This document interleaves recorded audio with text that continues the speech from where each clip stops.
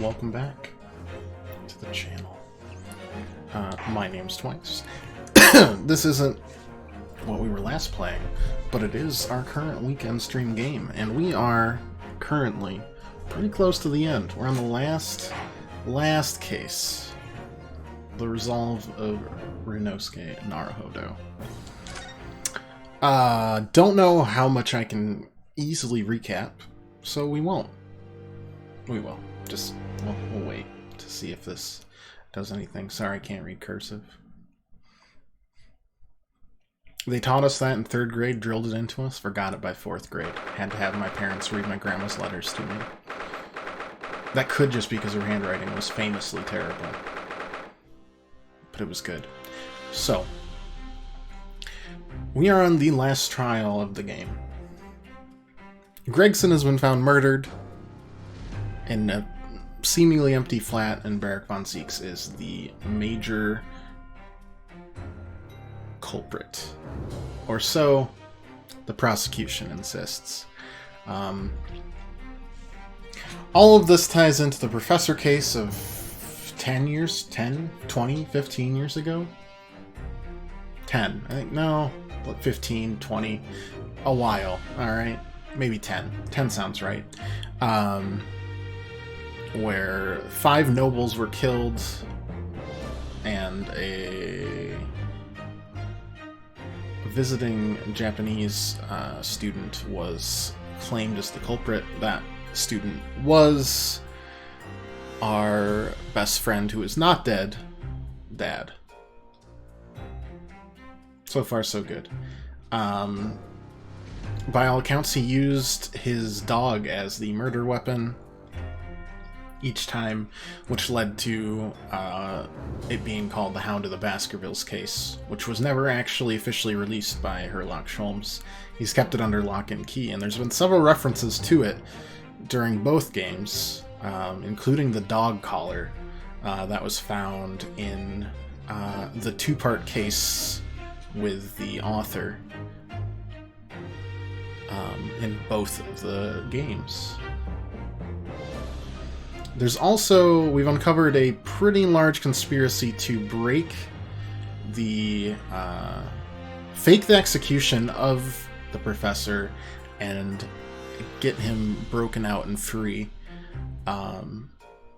Carried out by at least one member, the coroner, who was eventually blackmailed by this and forced to murder somebody else in the 3rd case. Still with me? But during his escape was shot dead by somebody. Don't know who. My guess would be the true murderer.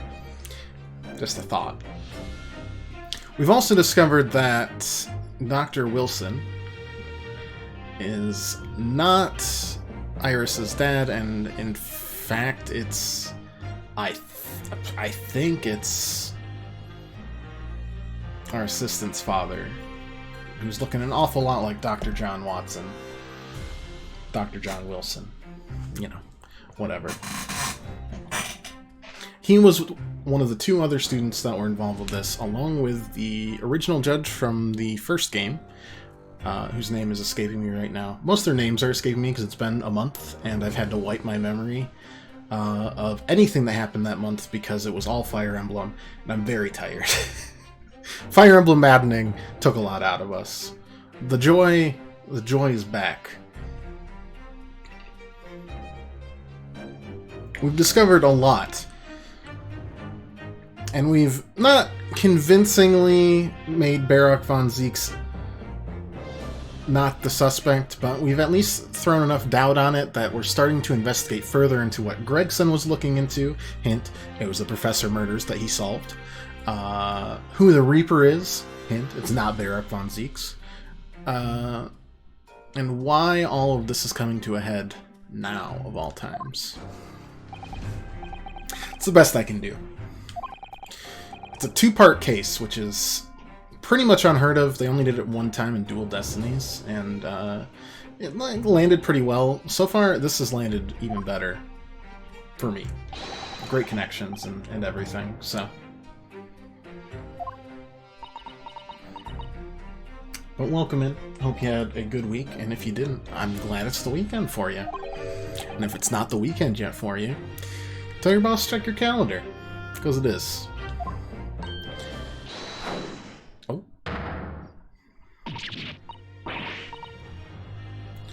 What's the matter, Mr. Naruhodo? Nothing? I was just saying I'll be relying on your support today, but, I'm so sorry. Of course, I know I can be rather incompetent at times, but shan't let you down. Sasato is... I mean, Sasato could be, and was, a defense attorney. That's literally what happened in one of the games. Or in one of the cases. The first case in this game. And then there's smaller mysteries, like, who the heck is Giselle Brett, whose real name is frickin' Assassin. Asa Shin. Assassin. And why did she kill Dr. John Wilson if Dr. John Wilson isn't connected to this? Either way, she just found out that her father is the partner of a world-famous detective. A.k.a. Sholmes.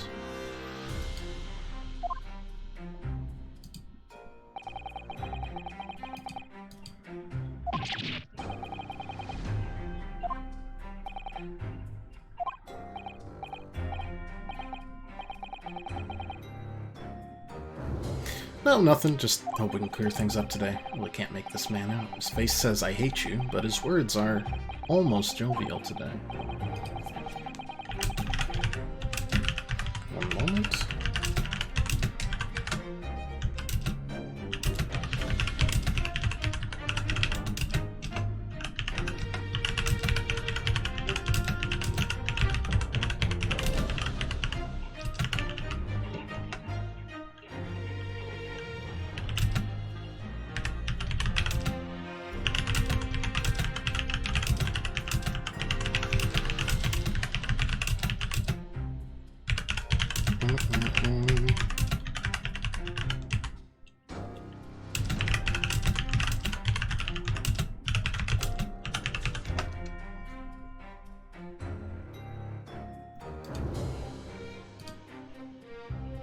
Alright, I think we're all set. He hasn't been Reaper-like at all. Lord isn't the Reaper, Mr. Naruhodo. Good point. For some reason, we believe it is now that they've connected Gregson as the key linchpin. It was obviously multiple people. I assume it was probably Asa Shin, but then who did the latest killing? Because there was one killing that happened while we were there. The, you know, burning of a guy alive in a carriage. I shouldn't have allowed that misconception to go unchallenged. It's my tacit acceptance of that pseudonym. My failure to stop the Reaper becoming something more than a mere legend that led to all this. I'm to blame for that. Well, it's only because serious crime in the capital dropped off so sharply when the public started calling you that. That's why you didn't say anything, isn't it? No, I just thought it would be kinda edgy. What do you mean? There was a rumor at the time that the Reaper was really the ghost of my late brother. That having been slain by the evil killer, Clint's restless spirit returned to some sort of demigod. Right! And another point that I'm just going to keep on bringing up points that may or may not be connected.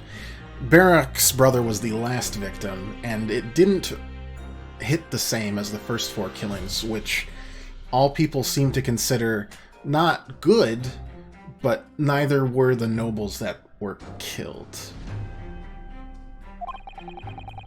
Though I can't remember who said that. It was probably Barak. That sounds very stoic, like him.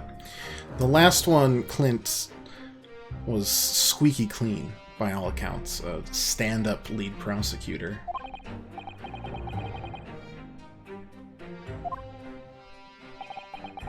So anyways, we've got our best friend prosecuting this man to try and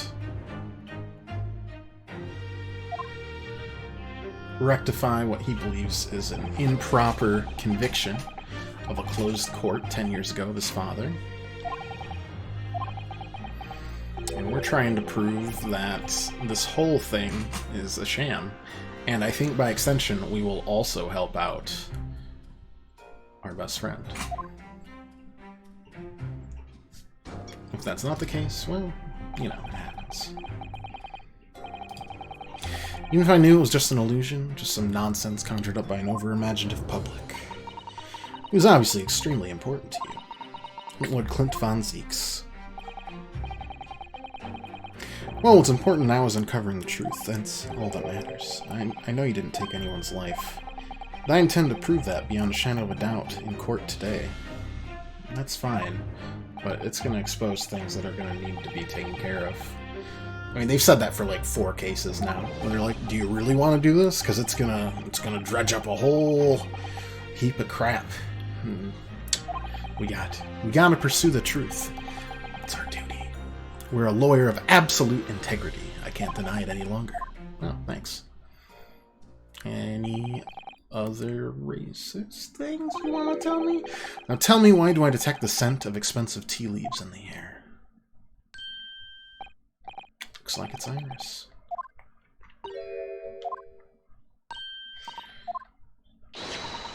Brought you one of my special blends. Hurley loves it. He says it helps him clear his head. I thank you. Oh. That's surely the first and last time I'll ever see a sight like this. You seem different today, Iris. Oh, sort of subdued, I suppose. I am not. You are. Your theme song isn't even playing a little bit. What happened yesterday is still playing on her mind. She's clearly very troubled about having stolen that autopsy report from Dr. Seiss' laboratory. And that's how we prove that Dr. Wilson isn't Dr. Wilson, but is in fact not a doctor. We'll get there. I remember these things, but they're all kind of wibbly-wobbly in my brain, and I can't remember which parts are important and which parts aren't. But I remember the gist of the actual murder, in that we're trying to at least firmly establish that Gregson was killed the day before he was found, and then it was staged to look like it was von Zieks himself who did it through the use of a firecracker and a candle and a frozen corpse. So would you take this? One of the little felt balls usually dangling from your knapsack? Yeah, it's a lucky charm. Little Hurley that I made once. It looks like a... Not a Hurley, but a Harley Davidson. For some reason you completely run out of options in the trial today, then just pull this little Hurley's ears as hard as you possibly can. I kind of sound like I'm gonna explode the courtroom. It's a way to bring good luck. Okay. If you say so.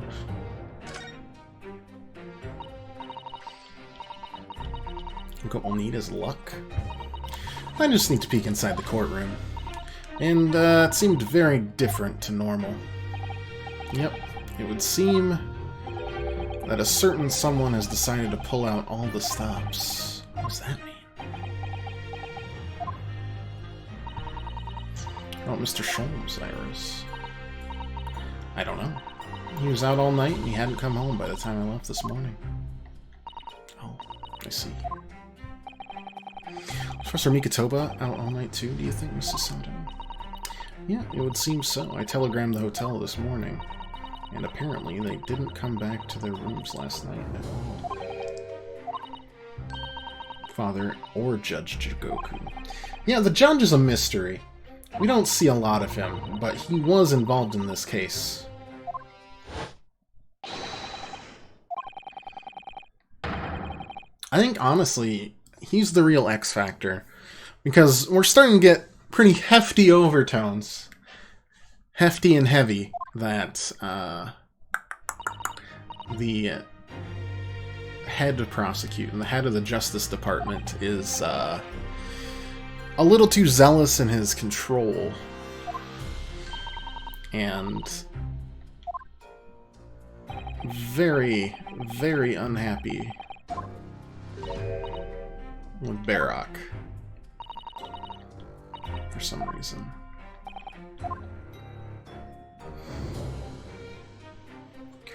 I wonder what it means by looks a lot different, though. Von Zieks has always been the formidable prosecutor I faced in court. Not today. Today I battle with another in pursuit of the truth. My best friend, Kazuma Asoki. See, I'm bad with names, but I'm good with scenarios. That's something, right?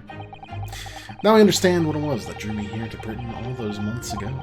Now I know exactly what destiny had in store for me. It's all been leading up to this one day. This one trial. To this one final reckoning.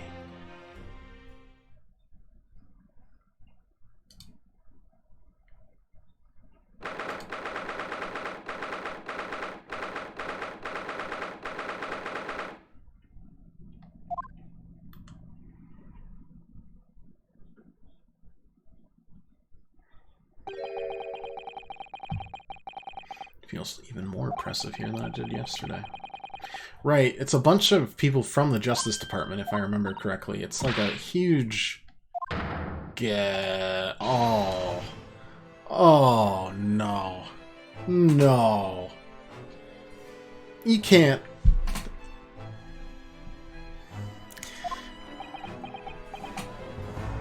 Oh, that's bad.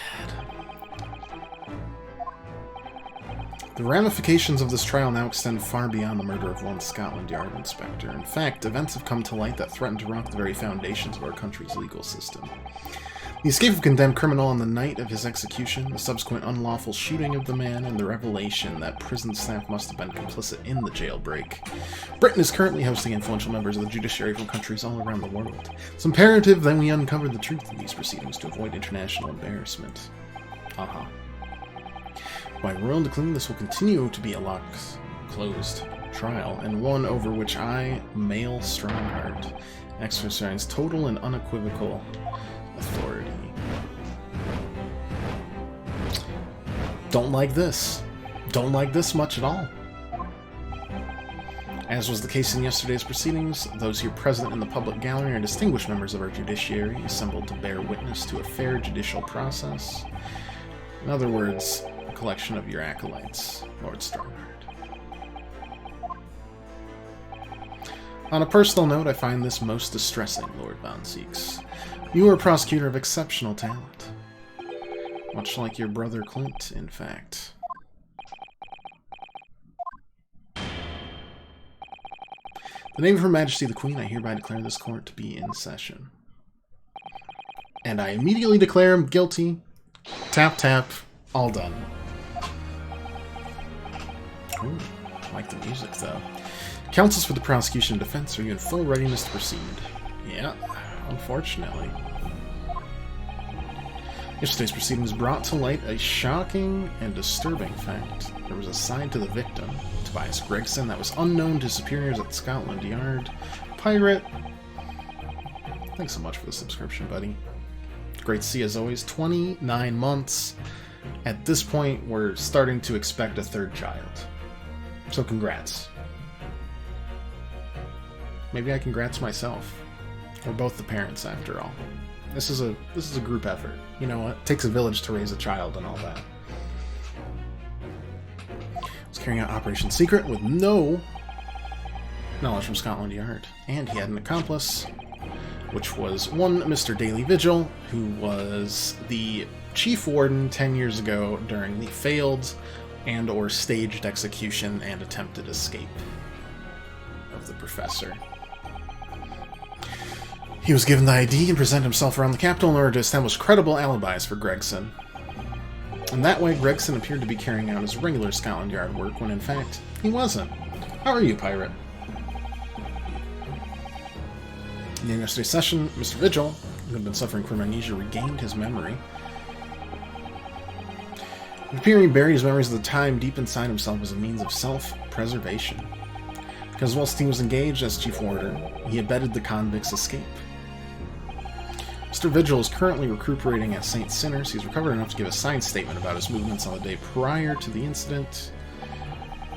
He formally admitted to posing as Gregson whilst investigating the Red-Headed League, which is, at this point, so far in the past, it doesn't even matter, but it brings us the crucial issue of the victim's time of death, which this guy himself made the new coroner, who was the daughter of the person who prosecuted 2 cases ago, say it is undetermined say that it was, in fact, right then and there, rather than undetermined because it looked like it may have been tampered with due to the rotten fish and chips in his coat.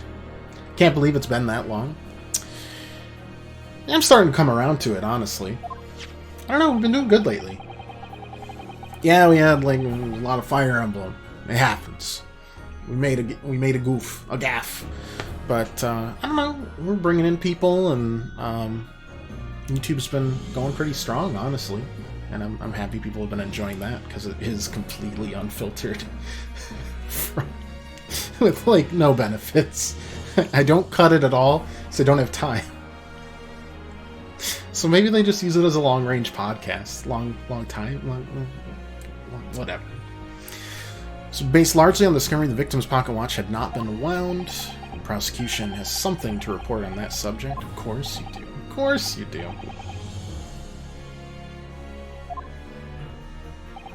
I met once again with the coroner yesterday to discuss the issue. She confirmed the defense suggestion could not be ruled out. Yeah, that's correct.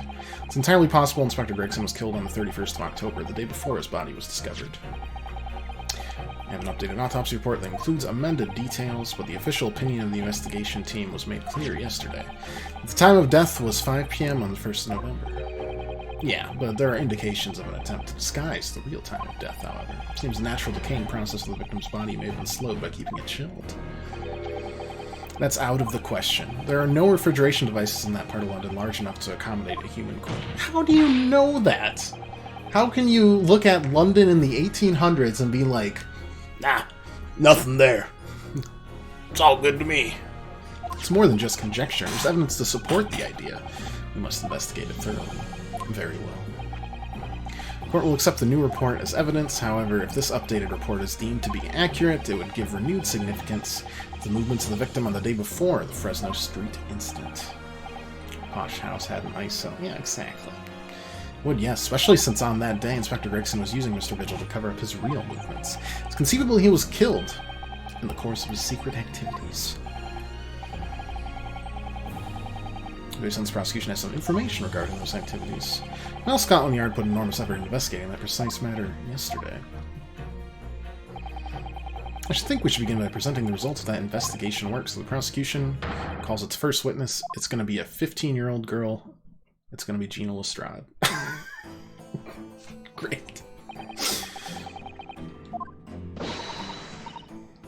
She really an inspector now? That can't be.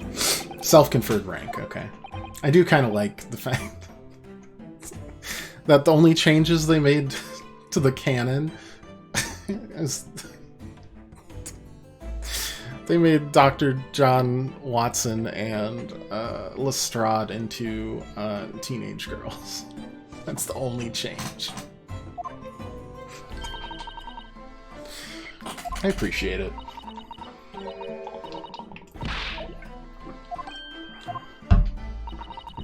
Boss meant the world to me.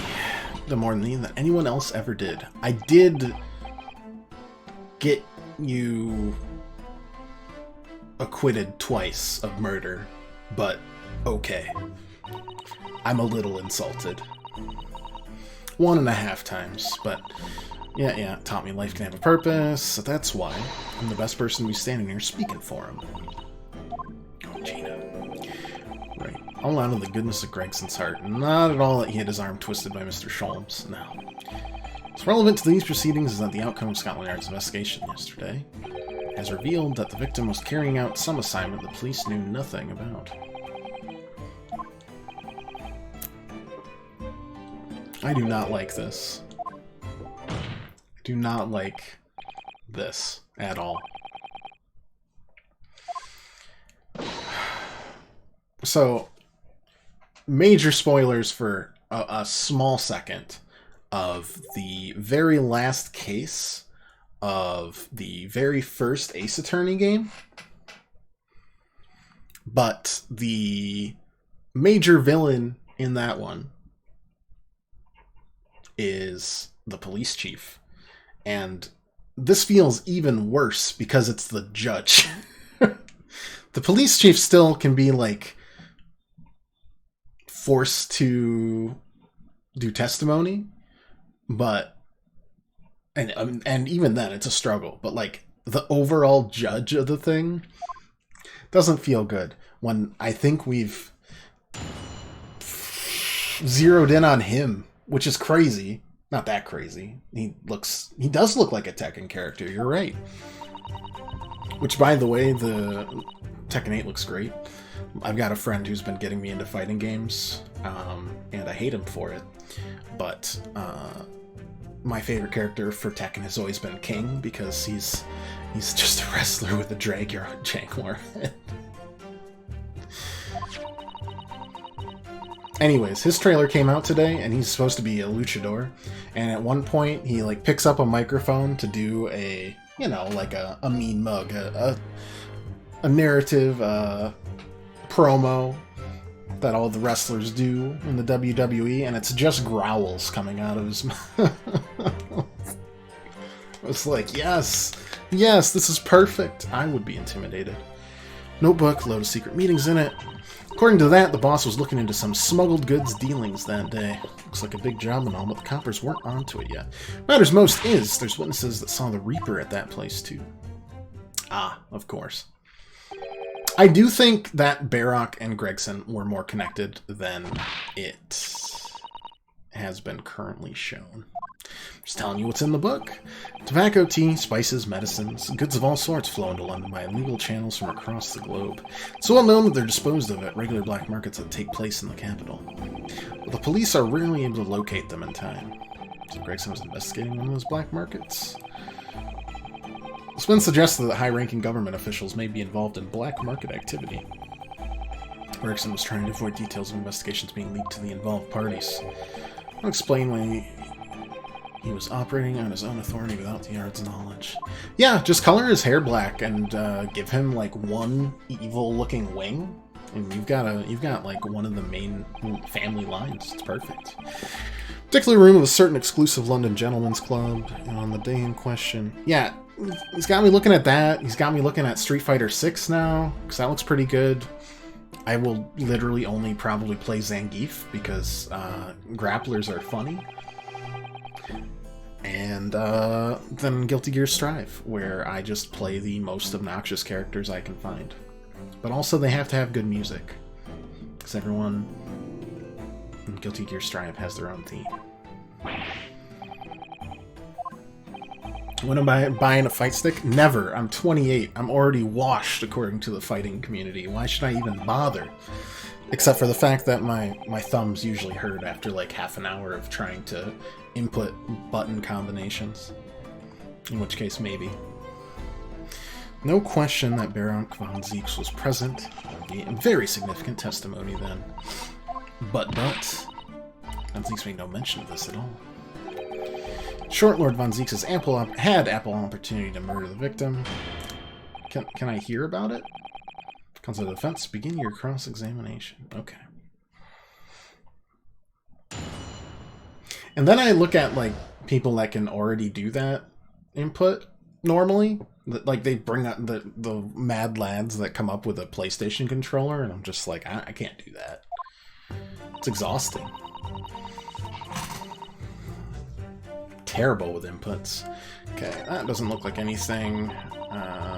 We should probably just look at the evidence we've got, right?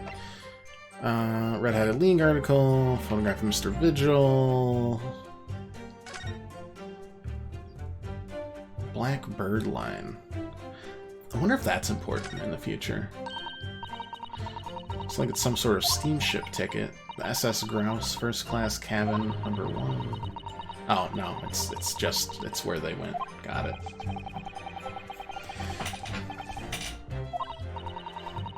I'd like a button for each and every special move. It'd be exceptionally cheap and cheating, but I just press the button for each combo I'd like to do, and that's it.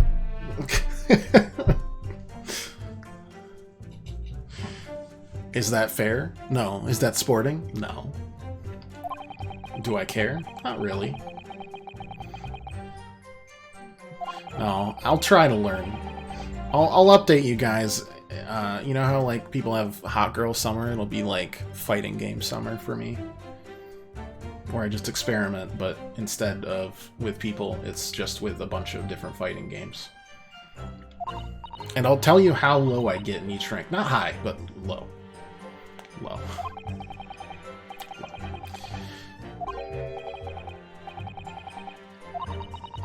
I don't think this is any big deal. Oh, it was a big deal. It's written on the back of a ticket for passage on a steamship. I don't know why that's a big deal, actually. I don't know why... we know they traveled on a steamship, but... What if the judge is also in on it? Maybe there were 2 culprits in this. I don't know. Yeah. Dismissal, the candelabrum, the red hairpiece, the revolver. Policeman figure, which is part of the watch. Frame photograph, which you use to frame vigil. Autopsy report. Accurate estimation. Dr. Gory. God, I forgot her last name is Gory. Crime scene, yeah. Notice board, yeah. Venus firecracker, yeah. Photograph of the victim, sure. Pocket watch, meh. This. This is evidence, and I'm not sure why, but it does frighten me a little bit because it does make me think that the judge may also be in on it. I'm nervous either way. Last will and testament of Genshin Asogi that Mr. Vigil claims disappeared. Apparently, Mr. Asogi described it as the only weapon I have left. But it just popped up, which makes me think it was like forged. They said it left, and they're like, oh no, I've got it. Yeah, it's right here. Please deliver this to Kazuma. Something, I never regret anything. I am interested in this a little bit. Of Gregson's trunk. That we found, and then didn't open because a dog attacked us and made us knock ourselves out. Sword relation, maybe? Have we been able to open it? We're in the middle of a thing, so let's take a look-see now. Okay. I have a friend who builds them. Crazy. The cost and customization people go to for fright sticks. I don't think I need anything crazy if I ever went into it. I just need something that makes it easier to do, like, quarter circles. Or, like, a quarter circle and up, or something. You know, like, because right now it's so tiny that I'm just like, I don't have the accuracy for that. I got fat thumbs. Appears to be a passport authorizing him to travel overseas. Was Gregson about to go? Well, he was gonna go. Well, he wasn't gonna go overseas. He was getting transferred to France. Date of departure was on the 31st of October. That's interesting. He was supposed to travel to France. Well, I think at this point we've confirmed that he died on the 31st, but that doesn't help us. I don't really care about the button combinations. It's just the, like, or like a back, like a left, right, left, right, left, right. It's rough. I don't think Gregson ever made it to France, guys. Anything else in here? Apparently not. I mean, it helped. Don't get me wrong. Oh, never mind. Did we not see this when we got it? Hello?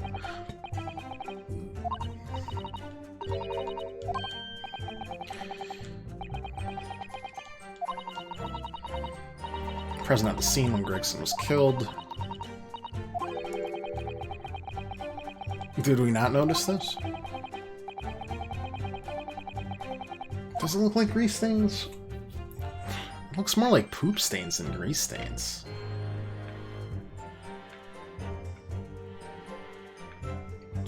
Just my humble opinion, though. Ooh, wait a second. Piece of a sword right there. Man, this has a plethora of clues that we didn't have a chance to look at.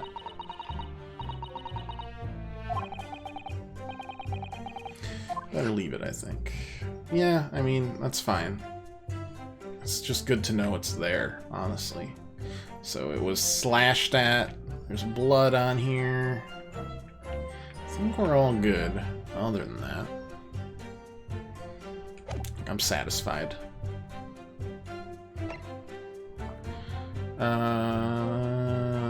Clint's autopsy report. Wilson carried out the procedure, but Mikitova actually penned the report. I would like to tug at its ears right now. I've already run out of stuff to say. Not really, but I want to know what it is. Give me the deets. I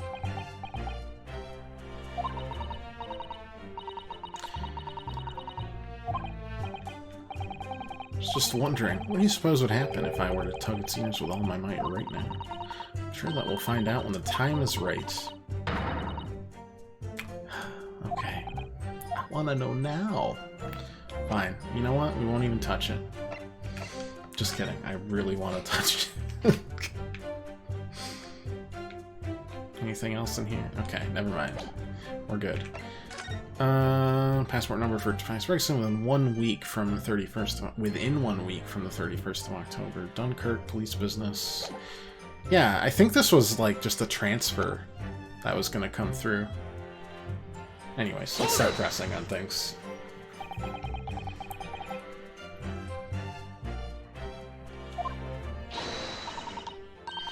For the independent Lestrade investigation.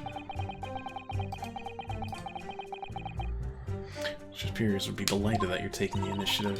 So I snuck into his office when no one else was about.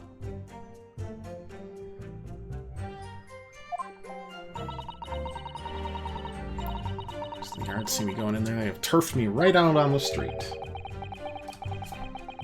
This is sounding less and less like an investigation and more like something else.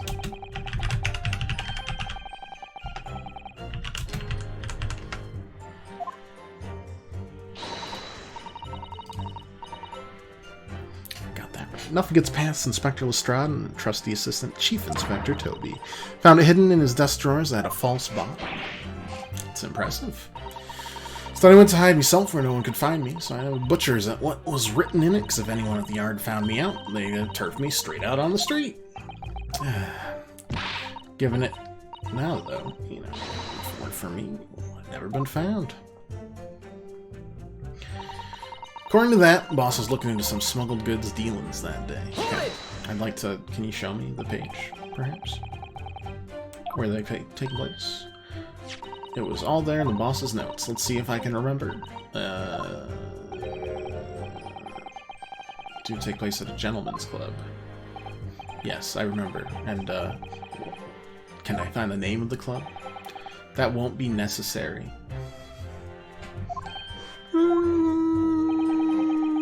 It's conceivable the club might be used again by the smugglers in the future, therefore, prosecution has been asked not to reveal the name. This is a closed trial.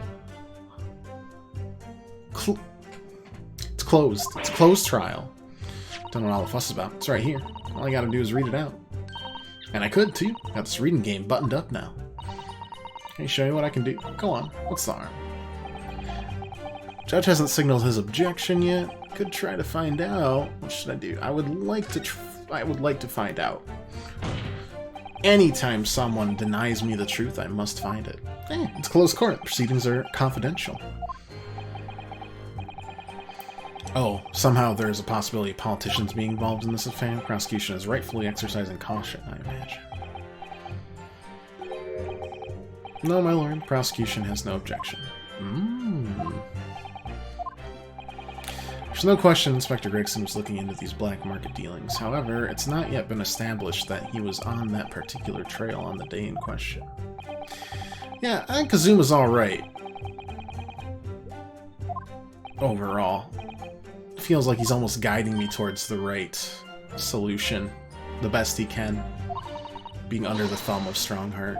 He'd show off me reading skills. Apparently the smuggled goods deal was going to happen at a gentleman's club called The Grouse. Okay. Let's look at things we have. No grouse here. Okay.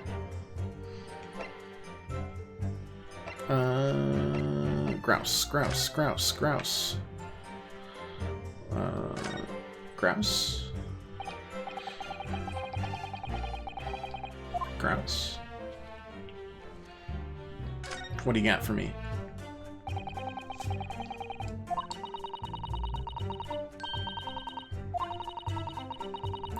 Yeah, if I got a fight stick, I'd just look for, like, some random... They're like, yeah, this is pretty good.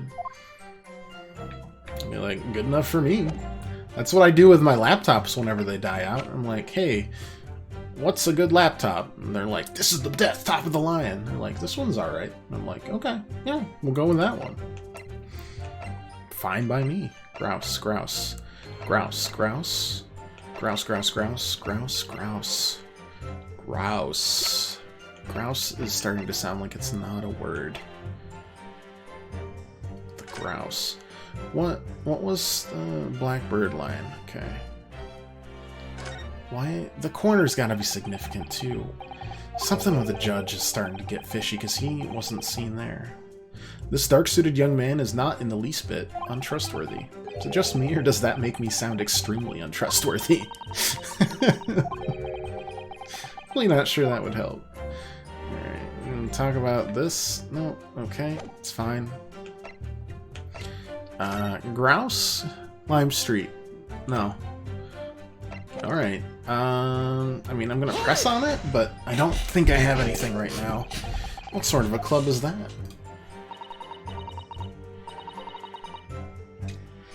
Ain't got the foggiest. Clubs ain't exactly my thing, but I am kind of curious. They're not places where a foreign student like you would be readily admitted. You looked in the mirror recently?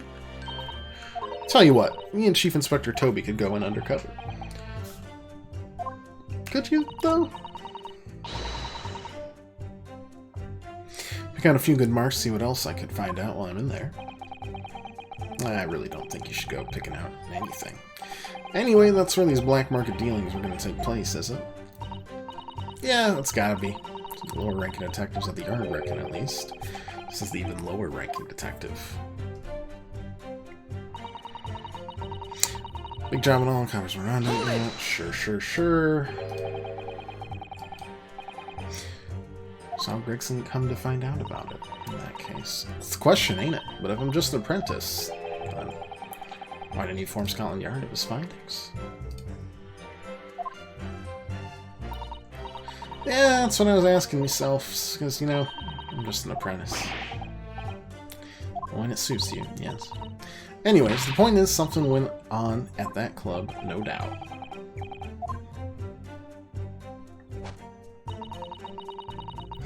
There's Mostas, there's witnesses what saw the Reaper at the place. Oh, I forgot to press on that one. Well, don't think about that too much. Just don't. It's fine. It's all good. All is well in the neighborhood. Six investigating Inspector Gregson, but he never once met him. He met the inspector the day before the incident. Unless we're finding out that Von Zieks has a crippling addiction to gentleman clubs. Everything Lord Von Zieks has told us is true. There must be a mistake in this testimony somewhere. Yes, I agree.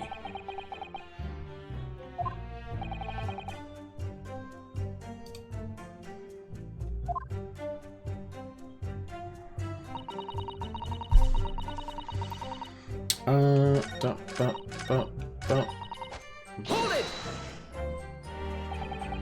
Lord Von Zieks was at the club. He was. Detectives who visited the club yesterday to make inquiries have confirmed it.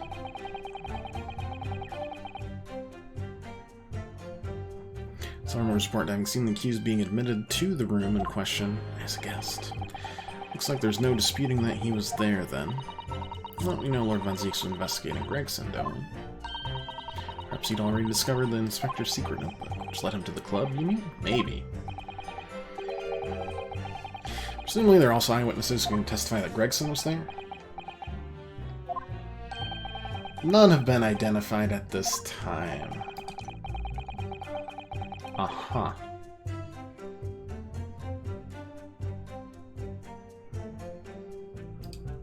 Interesting.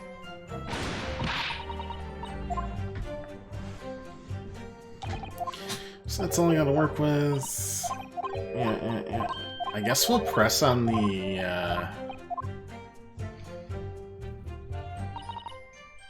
Hold it! this, but I don't think that's gonna help. Follow orders, do you, Gina? Nah, not me. I'm above all that, see. Oh.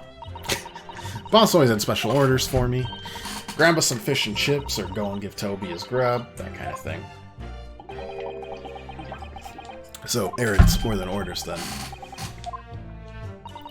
Yeah, well, this apprentice ain't want to sit around and wait to be told what to do, even by the boss. That's why I've been doing my own investigations into what happened. Didn't find much at first. Okay, no, we didn't get anything there.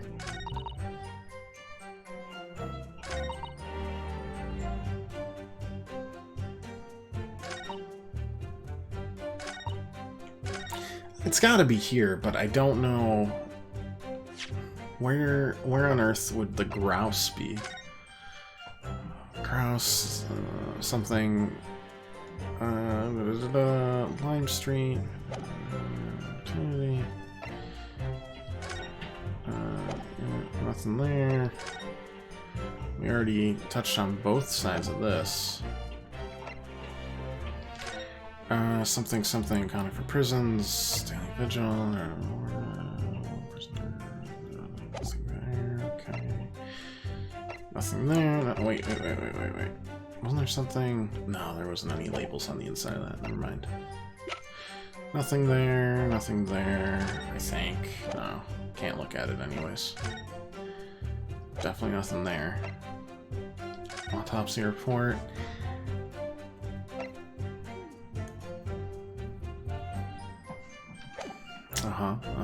Okay. Found in Fresno Street, not super helpful. Anything interesting on the board, maybe?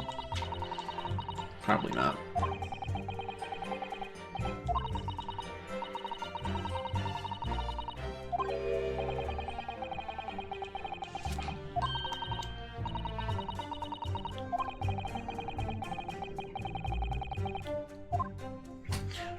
Unhelpful, and then the handprint. Okay. Not there. Nope.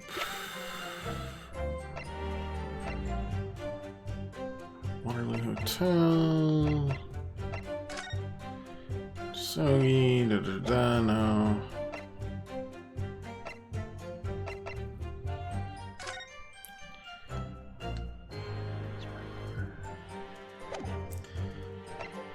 I'm already out of ideas.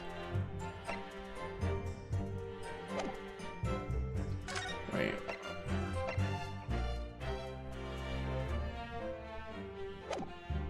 Okay. Unless we're missing out on something here. Which I could be.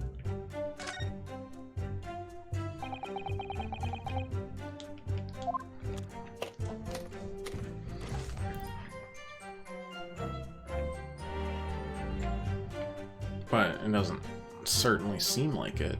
Grouse.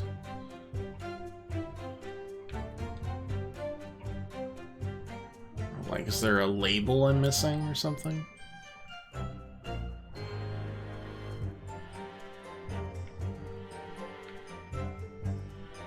Imagine them all just, like, looking at me as I pore over the details, trying to find anything. I guess we'll press on this again, but I'm kind of lost.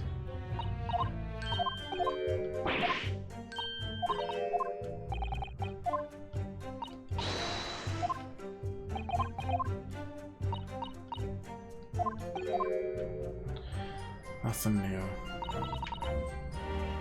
Hold it! Sometimes you gotta, like, press twice, but...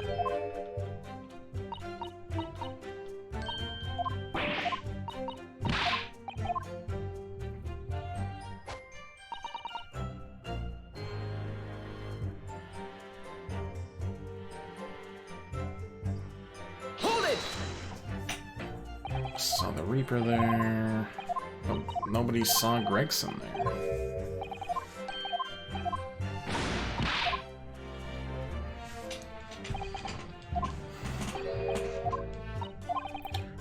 So Gregson, never mentioned that. I guess we present the passport there.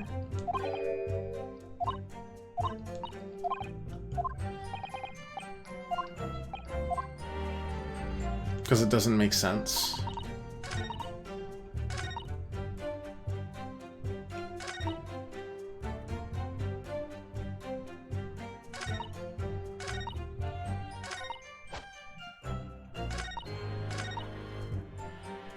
Hold it! No, I didn't. I was gonna present there.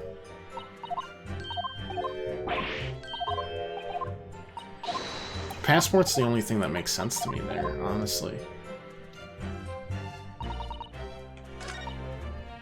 And since that one is one we uncovered, we might as well. Objection! The only other way I can think of is present that at where they think that they were seen at the same place.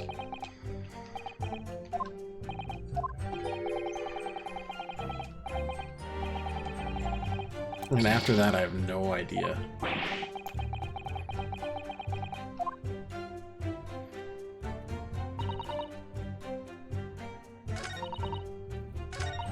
Because they saw the Reaper at that place too, but that doesn't make sense because Objection! they were supposed to...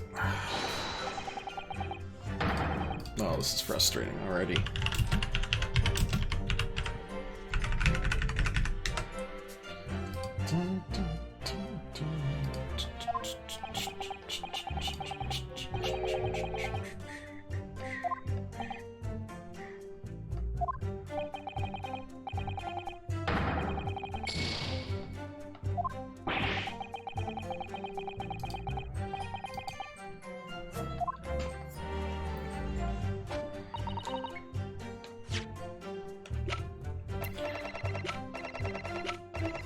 Why am I remembering this again? This is Black Bird Line. SS Grouse. Gosh, dang it. Okay. I wish they had put that in the little blurb, because I assumed it was important, and the only thing that was important was the blurb. It just says smashed for a steamship, but that's fine. We'll present this here, and we'll get the ball rolling, shall we?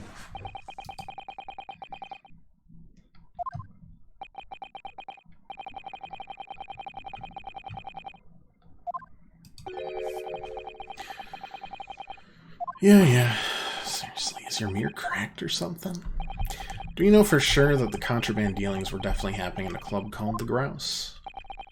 Well, police are currently looking for evidence, but haven't found anything definitive yet. Sorry to say that they probably won't. What do you mean by that? Okay, well maybe the judge isn't a thing, then. Maybe he just came on that steamship. The place he was going to visit on the 31st may have not been a gentleman's club at all. Showing a very irreverent attitude towards your country's police force there, Counsel. I mean, it's not my country, so, you know, like we're okay with it. Steamship. You think it's a ship? Well, I have the evidence to prove it. Completely on accident. No one would ever know about this if I hadn't gotten this random writ. This dark-suited young man is not in the least bit untrustworthy. Flip it over. That's just what I read every day. Make myself feel better. This would appear to be a ticket for passage upon a steamship, yes? The SS Grouse. Objection! So there's a steamship named the Grouse that happens to share a name with the club. Afraid to say there's a flaw in your logic here. How so? Look at the ticket. Notice the date of arrival in port. Ship arrived in port of Dover on the 1st of November. Day on which the sound like a gunshot was heard on Fresno Street. In other words, on the day in question here, 31st of October, when the victim was on his clandestine mission, the ship hadn't yet docked on British shores. It would make an undercover investigation certainly somewhat challenging. The fact the steamship hadn't yet reached Britain substantiates the defense's assertion that the victim was investigating the Grouse in question. Show your evidence for that assertion. Very well. Now I can use my passport. We were a step ahead once more.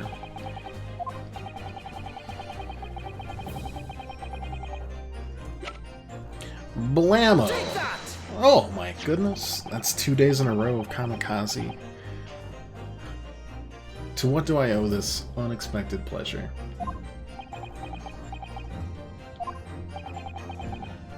Dated the 31st of October. What are you suggesting? Well, I'm suggesting that just 1 day before the inspector's body was discovered, there's a distinct possibility he wasn't even in the country.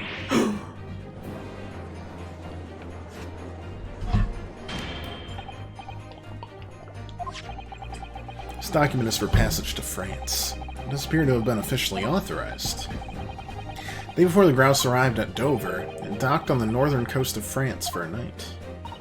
According to my father, who was on board at the port of Dunkirk. Dunkirk, France. What could possibly have taken the victim there? Oh, spring break. That makes sense. Impressed, Renosuke. Again, you can just call me my first name. We were friends at some point. Certainly didn't expect you to get your hands on that passport. You knew about... Oh, that's great. Why didn't you say anything? I thought we were trying to pursue the truth together, bucko.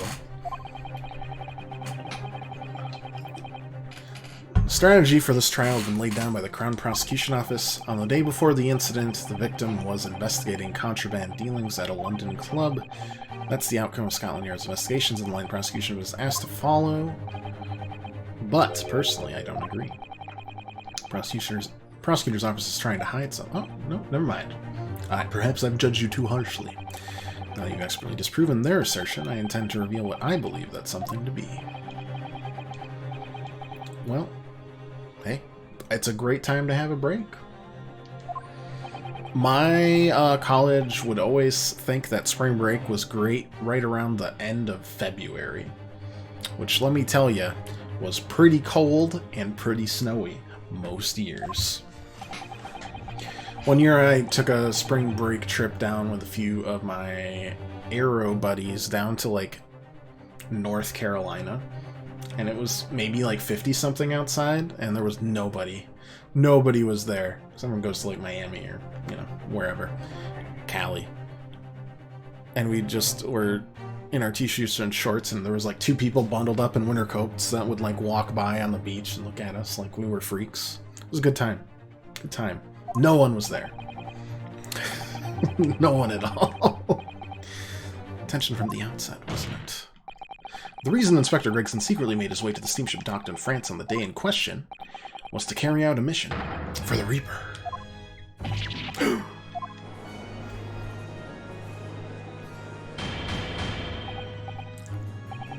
What on earth are you saying, Counsel? The prosecution made an assertion in court yesterday. Inspector Gregson was investigating the identity of the Reaper. When he discovered the location of the man's secret hideout, he was killed. As I'm sure everyone can imagine, by the Reaper's hand. Oh, right, you think that Barak is the prosecutor. Yeah, you think he's the Reaper.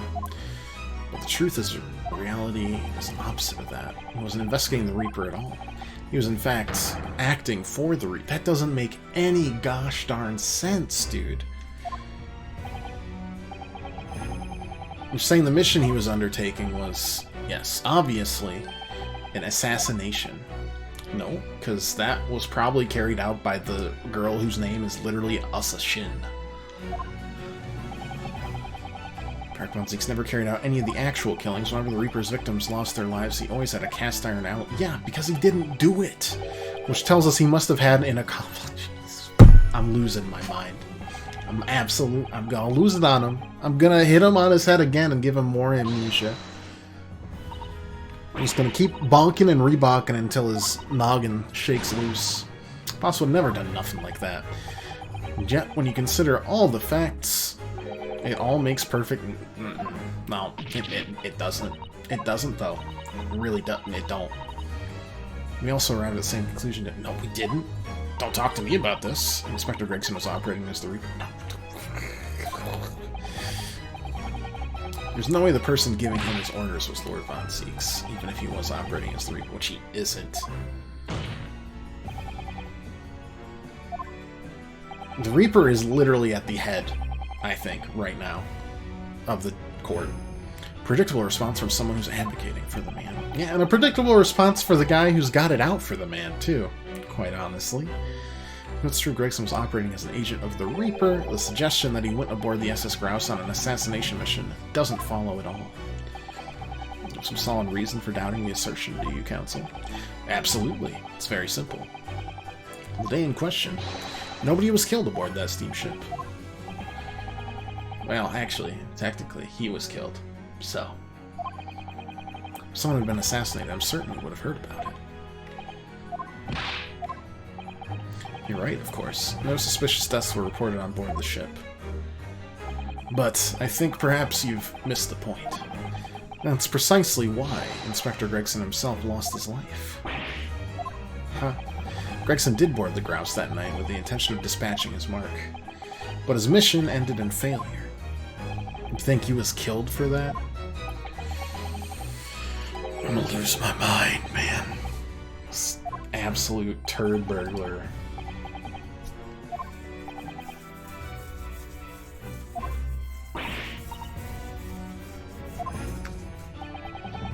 Victim's notebook you read an excerpt from earlier. It doesn't contain details of secret investigations at all. All the things I remember from that spring break trip was we drove through blizzards on the way there and blizzards on the way back, and the beach was mostly still frozen when we got there. Went hiking, we were in a campground, and we had one neighbor, and not one person next to us and one person not next to us, but one person in the entire campground. That's it. That's all. I absolutely hated spring break because of it. But I had a good time there. One of our friends got yelled at for not asking for a soda instead of a pop, and got pegged for being from up north, which was true.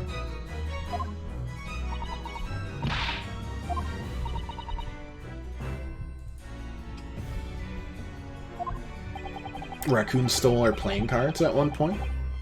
They didn't really bring them back, but I assume someone got upset playing like strip poker or something.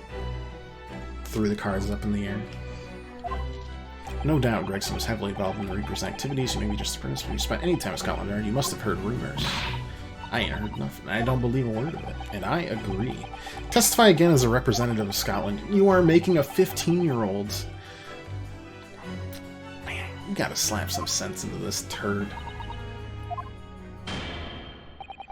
I concur. Yeah, okay. Let's continually stress out and give trauma to the 15-year-old whose boss died and, like, mentor.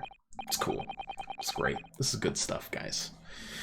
You'll tell the court everything you know about Gregson's secret notebook.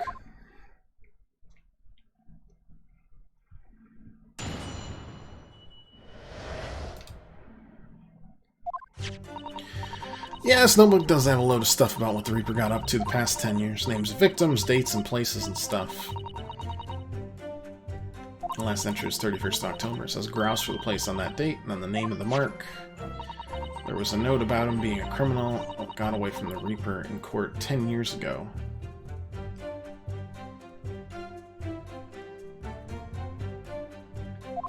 And who is that? Who was that? No, I actually would like to know the mark. That sounds interesting. Was it Mikotoba or was it Jigoku?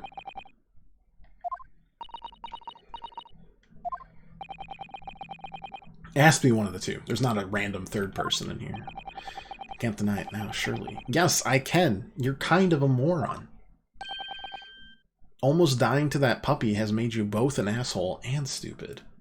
I held up 3 fingers for that. That's how upset I am. The third thing, you look really stupid with 2 swords. The only people that can make that work is like Jedi. Or really cool duelists / pirates.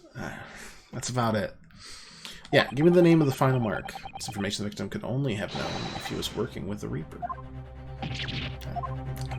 I don't agree. I don't agree. Go inspect Lestrade. Read the name for the court. The name that's written alongside the entry that mentions the grouse on 31st of October. How do you read this, then?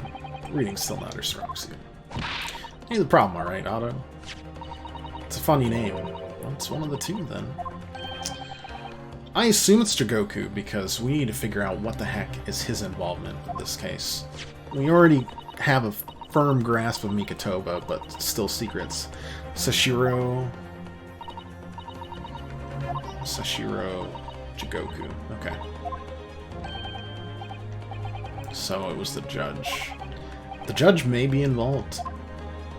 Our judge, not their judge. Their judge is great, except for this judge. This judge is his butt. Objection! I know Judge Jigoku. I saw him the day before yesterday here in London. So I know for a fact the man hasn't been assassinated. As I said, the Reaper failed. But now you're saying he got away with something 10 years ago, which means that you guys think Jigoku was the professor?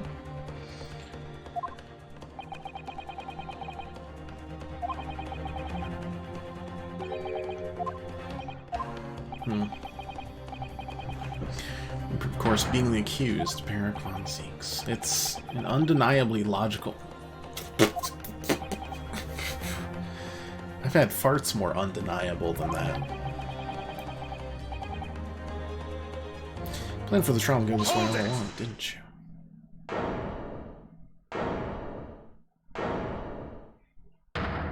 Oh, you got his wine. Nice. Pray forgive the discourtesy of filling my hollowed chalice whilst I stand accused of murder. Lord von Zeeks. Accuses no right to speak uninvited in court, will return to the dock. I say nothing of whether or not I'm the Reaper. That's the task of this court to decide, but there is one thing I can say unequivocally. That girl is no detective. That's right, I ain't. I'm an inspector. Repeating rumors heard around the yard. Reading entries from a notebook of unconfirmed origin. That's not testimony, it's practically a script. No doubt the rest of this trial will go exactly as you've clearly planned. Your hatred of me is understandable. In your mind, I'm sure I am the Reaper. Who sent your father to the gallows all those years ago. But you're in danger of becoming a far more sinister Reaper yourself. By attempting to have me condemned with this feeble excuse for testimony. What did you say? Naruhodo, this is our chance. The defense requests the defendant be allowed to speak. You may be privy to important information relating to testimony just given by the witness. Yeah, if you say so. Man, you're gonna dent that wood, man. It's a unicorn. Grant an exception. The defendant may remain in the witness stand for the cross-examination. Then allow me to toast the court's impartiality. Don't raise your glass in my direction, sir. Counsel for the defense, begin the cross-examination immediately. Yeah.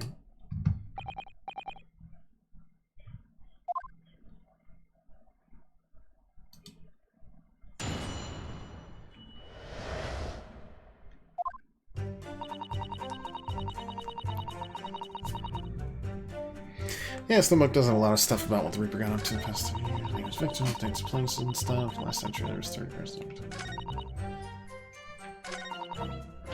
Start pressing there, I guess. What in particular? Stuff. Besides the victim's name, this other name kept cropping up. Assassin. Same name written over and over again. So stupid. Asus Shin.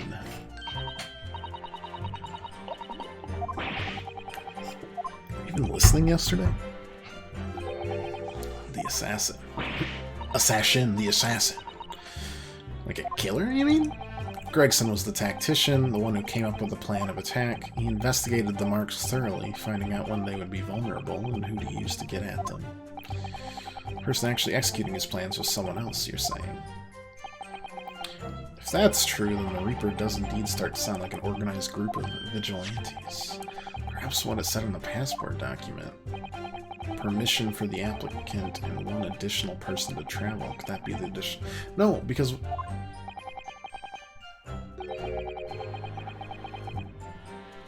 Really, the assassin.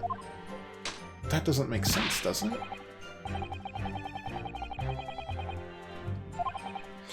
What name was written against that final entry? Entry didn't have a name next to it. Just had like a question mark or some out there, I think. In other words, Gregson himself didn't know the identity of the assassin in that case. Gregson was the one making the plans, was he not? No, you're both wrong. I don't think he was. Nameless assassin. Hold it!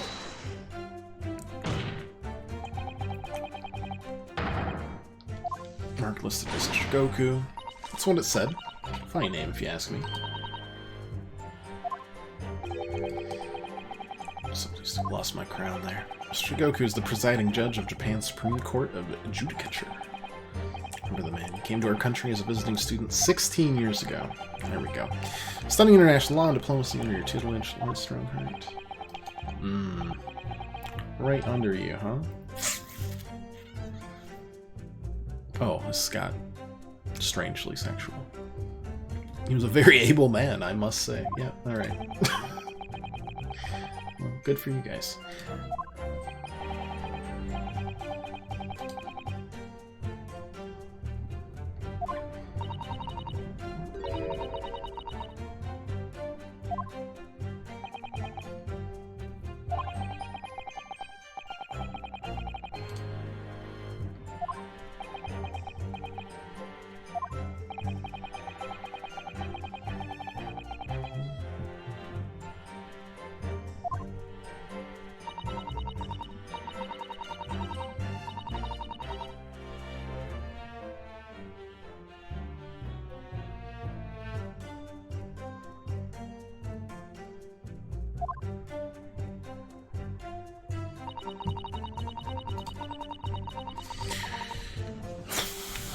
What about him being a criminal, got away from the Reaper in court 10 years? Hold it!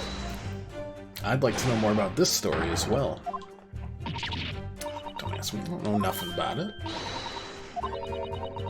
Judge Gogo once did appear in court in Britain. It was related to the Professor case. Okay. Trying to mitigate Genshin's guilt, so he took to the stand to testify, but he got a little carried away and actually managed to break the witness stand. Oh, was he held in contempt of court? Okay, criminal. It's gonna feel really bad if this judge has nothing bad about him. Yes, that'll feel bad. And also, that might be the case, and I'll just feel bad. It was all Strongheart, but we'll see. I did prosecute that trial too, as it happens. It was considered to be an adjunct to the Professor proceedings, you see, but he was acquitted after being told to make reparation for the damage caused to the stand. And there you have it. This is why the Reaper wanted them dead. So the accused hasn't forgotten his own wrong. There's no saving anyone who faces the Reaper in court, guilty or innocent alike. Again, I don't know how to tell you this, but we have cleared multiple people that are alive. So I doubt that. I kind of just doubt it. Why would they target them 10 years down the line? Reaper had no time to do his work. It didn't stop him before. The guy got burned alive like an hour after the trial happened. Perhaps now you start to see just how vindictive the Reaper is.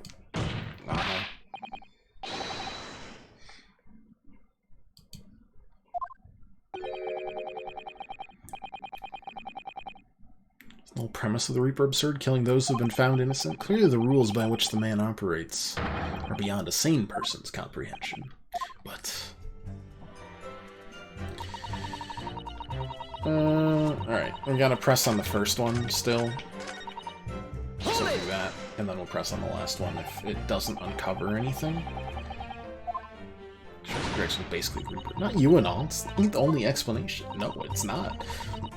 Couldn't have investigated the Reaper in secret, and that note said what we found out.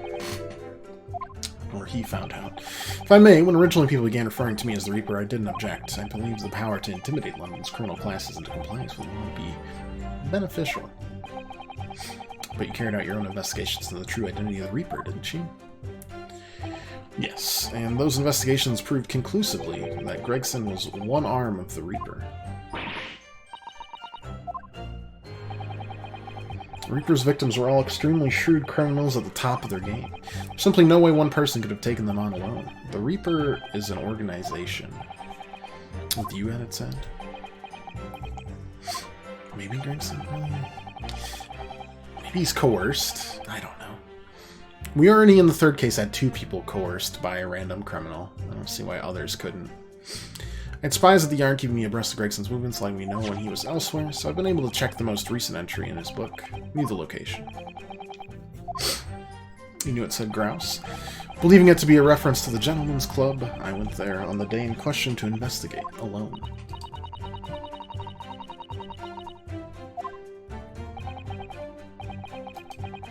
But of course the inspector was not there. At the time he was making his way to the steamship docked on the northern coast of France.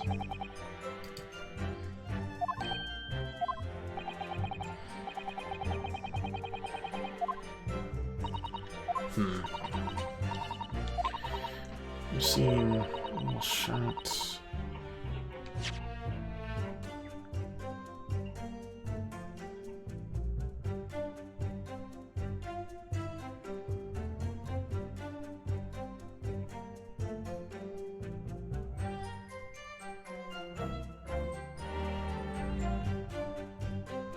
How do you know it's metal?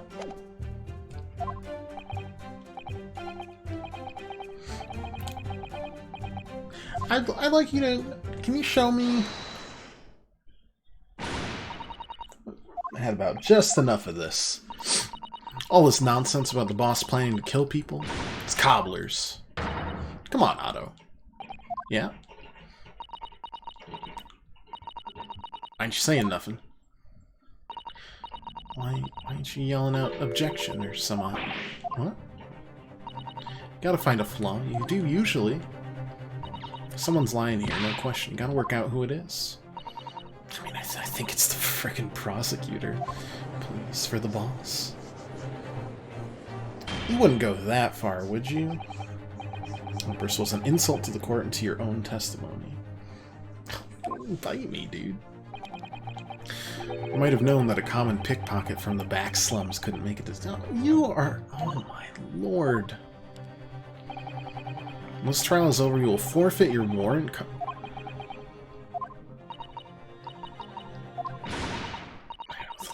Lies every beaten place you look in the world, isn't it? I've had enough.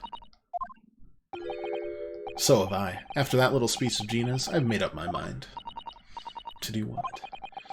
There was one point in this cross-examination when something that was said just didn't sit right with me. One statement that seemed odd. Not gonna let Gina's plea for help fall on deaf ears.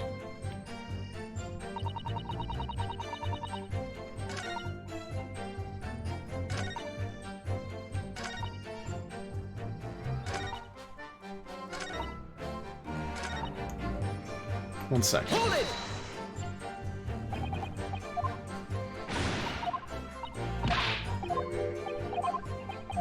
Yeah. Part of the Reaper organization. Went to Grouse.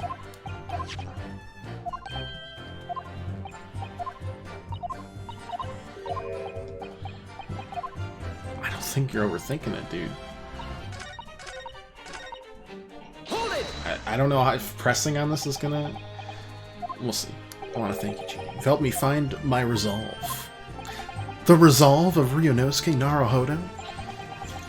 Amongst everything we've heard during this cross-examination, there's one thing that defies explanation. One inconsistency. Consistency. Don't quite know what it means yet, but I don't like it very much. There's an inconsistency in something that was said by...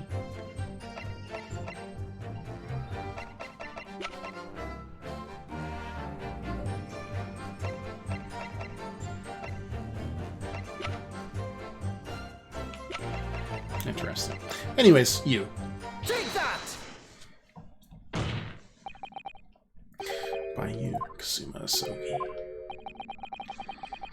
Is this some attempt at filibustering, counsel? Prosecutor Sogi has given no testimony. There's nothing I said that was inconsistent. You let something slip that you shouldn't have. When I present the relevant piece of evidence, I imagine you'll realize what you've done.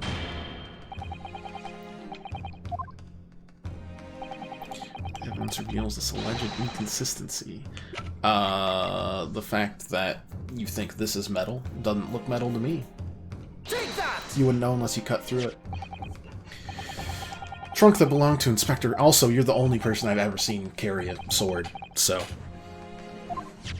Instruction, isn't it? It's very heavy. Is this a blood stain? And a relatively fresh one, too. Oh, cute. That ain't grease from all the boss's fish and chips. It ain't.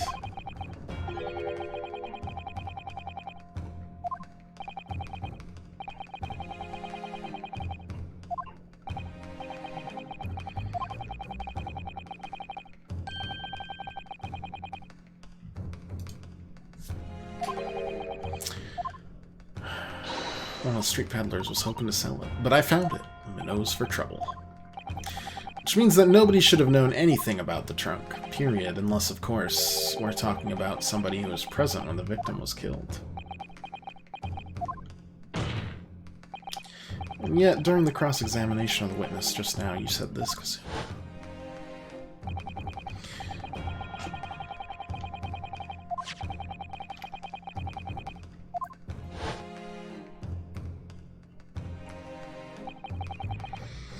The question is, how did you know about the inspector's trunk? You show me your swords. You know the man went on a trip to France. Where else would he have put his passport? I would show you the trunk. It was my trunk.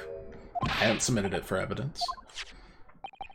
Answer me honestly, Kazuma. On 31st October, where exactly were you? At the port of Dunkirk, on board the SS Grouse. Is that the answer you're looking for? Yeah, actually. I would like if you continued to tell me these things, so. Kazuma was there on the ship, then it can only have been for one purpose. Surely you don't think... Come on, Ryunosuke, you know the rules. The only thing that really talks in the courtroom is hard evidence. As I understand it, Inspector Grigson's always took that case with him when he traveled. So, as it stands, you've proved nothing. Kazuma, are you challenging me? That you were there that day in the same place as the inspector? There's a clue you've overlooked, a secret the trunk can tell us. A nasty feeling that I'm gonna be right. This accusation being made is deeply disturbing, but nevertheless, we must test it. The defense will identify for the court where in the trunk alleged clue is to be found. How this piece of sword that's just kind of sticking out there. How do we feel about that right there? That little goob? This is my proof.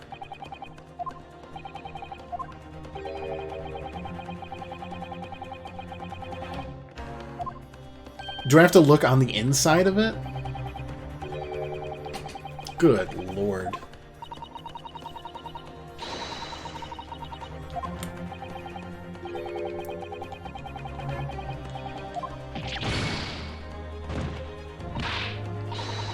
That's annoying.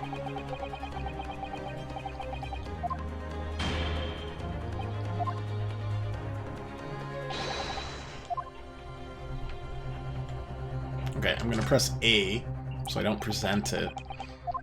Because it's not the same, apparently, even though I can literally see the piece of sword there. But it's fine. It's cool. Got it! Small piece of metal lodged in the wall, like the tip of a blade. Wouldn't be the first time.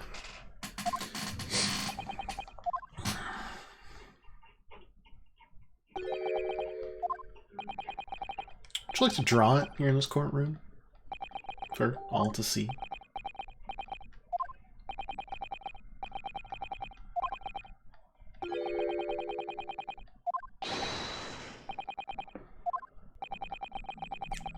won't be necessary. Looks a little blunted.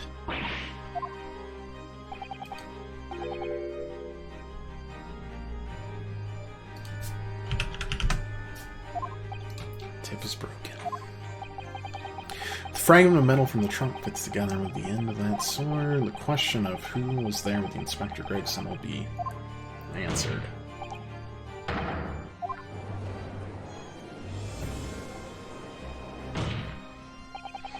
Expertly done, Renosuke. That's a point to you, and well deserved. You can tell the court, Prosecutor Asogi. Yes, on 31st of October, I accompanied Gregson to Dunkirk in order to carry out a mission.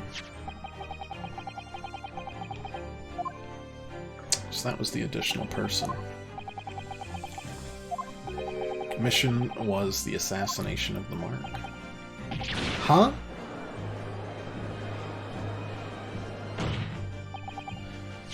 You mean you're the killer whose name was omitted from this notebook? You were following the Reaper's orders to dispatch Judge Jigoku? Let me make one thing perfectly clear. I have killed no one. Okay.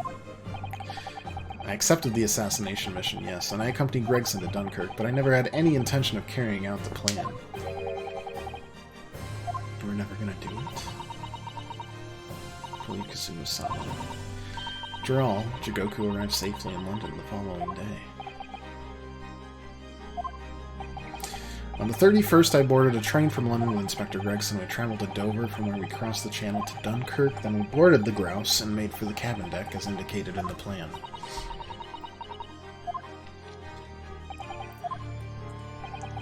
He wasn't there, though. We decided to wait, but we decided you had no intention of going through with it anyway. I didn't come to Great Britain to take anyone's life, so... okay. So I left Gregson and disembarked the ship. Spent that night at a boarding house in the town, returned to England the following morning. Boarding house in Dunkirk. Signature will be in the register book. It'll be simple enough to verify. That's a country way, but okay. What became of Jigoku? Well, Gregson was no assassin, so the mark was spared.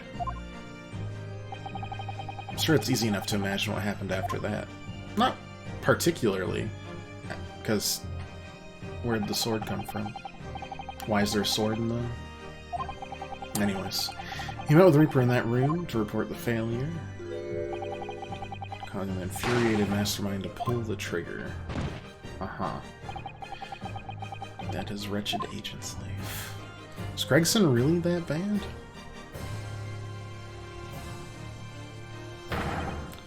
It's the real truth behind Gregson's murder. But you did nothing, as you claim. How'd the tip of your sword come to be lodged in the inspector's trunk? And bloodstain on the other side. I don't need to answer that. You do. You do, actually. It's illegal for you to ask me that. Victim was killed by a gunshot. A small fragment of Japanese blade isn't relevant to the case. You know, you said that last time, and you made it sound like it was a gentleman's club and it was a ship. So, cool. Be that as it may, the court will sequester the sword as evidence. As you wish, my lord.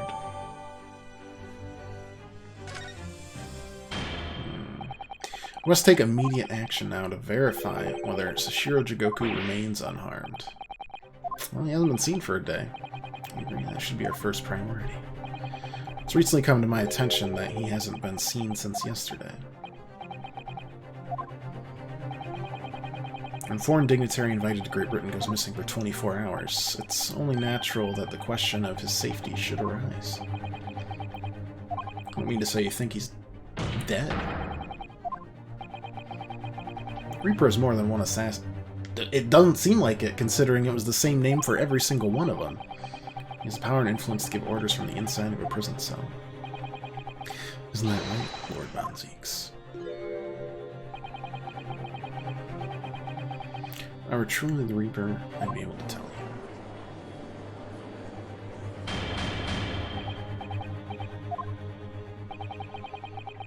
Take an emergency recess for 30 minutes.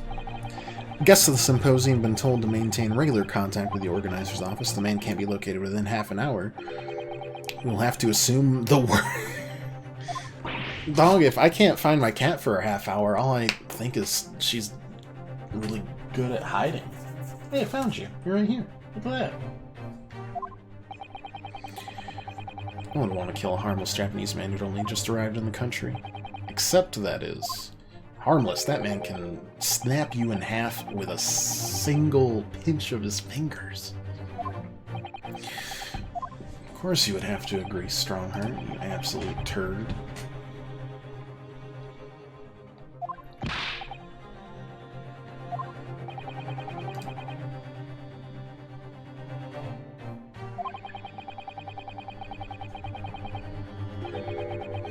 And will confirm the existence in the next 30 minutes. You will face grave difficulties. Me? Okay, sure. That makes sense.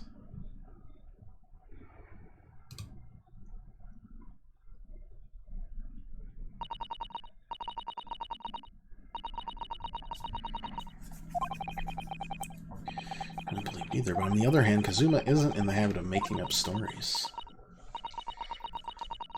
Terrible sense of foreboding. If something awful has happened to Judge Jigoku, then I feel as though things will only spiral further and further out of control. I felt it from the moment I stepped into the courthouse this morning. Strange sensation, we were careening towards a foregone conclusion. In the worst case, we might only have 30 minutes left. Fortunately, though, I don't think there's anything we can do but wait. We're out of options. Actually, there may be one last hand we can play. Rather, one last ear. Alright. Old Sholmes doll.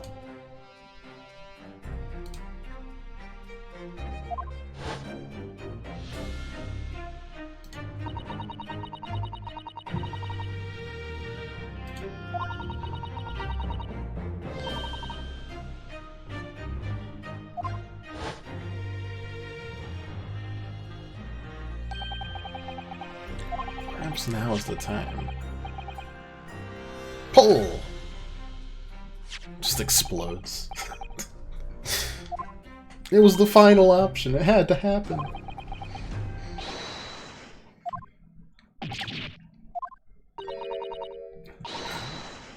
Sholmes?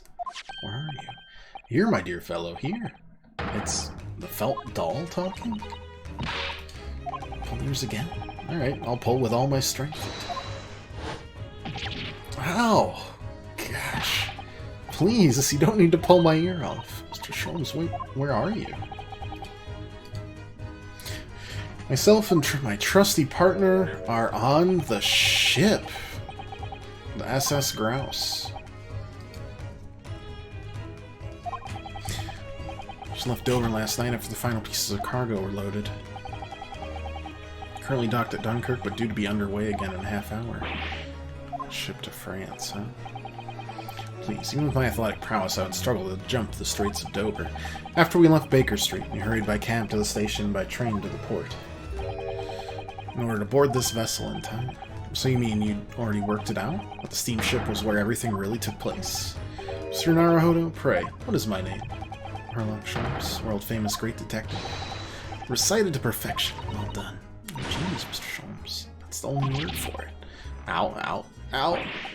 Sisano, gentle with the genius's ear, please. Oh my, I'm ever so sorry.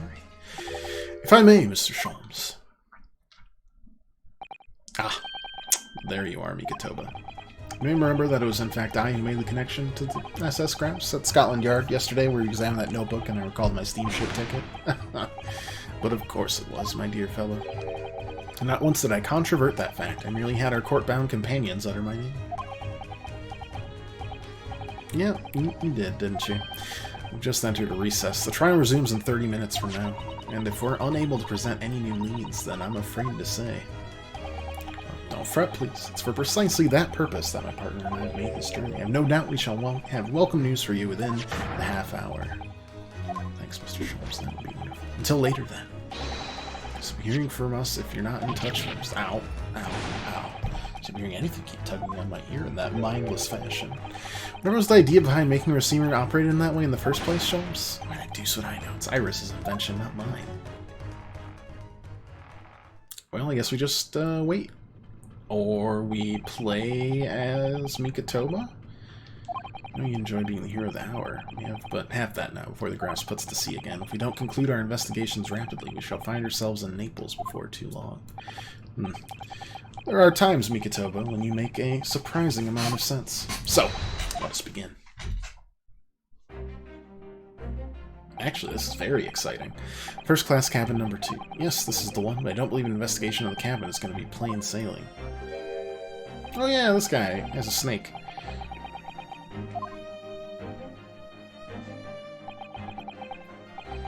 Why are you loitering here? Who are you? My dear fellow, do you not recognize a world-famous great detective when you see one? The question really ought to be, who are you? Sholmes. Recognize world-traveling great sailor Chicken Stroganoff? When you... Stroganoff, not Stroganoff. Stroganoff. I love beef stroganoff. That is neither here nor there, but it's a delicious dish. I like it with rice more than noodles, though, which I think is the traditional way. Goulash, too. Man, my mom actually has, like, a lot of very Eastern European dishes. It's weird because we're Dutch, which would, I imagine, be, like, more fish-related. Ah, it appears this man is a... Are you sure? It could also say, C, 5231045, which is actually probably what it says. Is that a tattoo? It says Sholmes? I must say, well, such adoration is flattering, naturally. It does leave me a little cold. What are you talking about? Leave, now! How distressing. My little devotee knows me only by name and not by appearance, and yet we know a great deal about you, sir. You have a brother, I believe. Like yourself, he's a shipman, currently traveling the world aboard a Russian steamship, in fact. Oh, okay, so this is a completely different ship than the one that my former friend almost died on. Got it. But it's got the same, like, look. How could you know this? Elementary, my dear Mikatoba. I'm sure it was. 3 days ago, I was bound for London aboard this ship, you see. We're looking for one of my fellow passengers, a man by the name of Jigoku. There was no one with this name on board, but we know he purchased a ticket for passage. Ah, you mean Eastern man. He left ship 2 hours ago, here at Dunkirk. Said something about emergency, I think. Are you sure? Sure really has realized that we're after him, has he? Maybe he is involved. Or, no. He might not realize that we think he's involved, but he might have realized that someone was out to kill him. Cabin is the one behind you. Investigate it, if you please. Orders to not let even mouse inside. Mikatoba, be a good man and draw the sailor's attention away. I don't know if you're supposed to say that in front of him, but... Doesn't a great detective see that even sailors have ears? Both left and right. Curses. The plan is ruined! You've only yourself to blame, I'm afraid, Sholmes. Forget it. Cabin door is locked. Even if I'm not here, you cannot get inside. Mikatoba, I'm sure you haven't forgotten my special talent, have you? Opening any lock? Within a mere 5 seconds. So, if you'd be so kind as afford me the requisite time, old friend, in a typically accommodating matter, how can I refuse such a typically unappealing request, old friend? So you need to distract that burly sailor for 5 seconds, do I? Good man. So, the game is afoot. What if I just throw a mousetrap at his face? How does that... I feel like that would work. Perhaps I could distract the crewman's attention with this somehow. Let's try it. Snap. Choo-choo. That sounds like Big Mouse and Trap. Choo-choo. I will bring bucket of water later and put out of misery. No, God. I don't like the sound of that. Well, in any case, my dear fellow, that was quite unconvincing. Only Japanese might make a chew sound. Oh, really, Sholmes? Pray tell, what sound do Russian mice make? PP, naturally. Though also quite unconvincing, I readily admit. So go ahead, Mikoto, do a PP this time. No, thank you. I'm sure I can come up with an alternative solution. No, I'd actually like to see that, thanks. I'm going to note here. No, I was trying to click on the arrow, but I guess we'll do that. Alarm bell?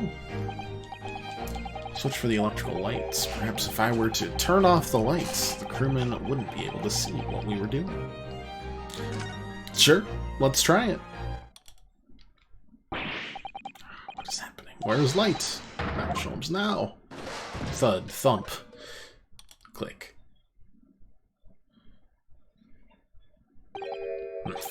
Nobody there. That was a close shave. Quite an idea of stumbling so violently into an apparently empty corridor. Be quiet, Sholmes. Let's think of another approach.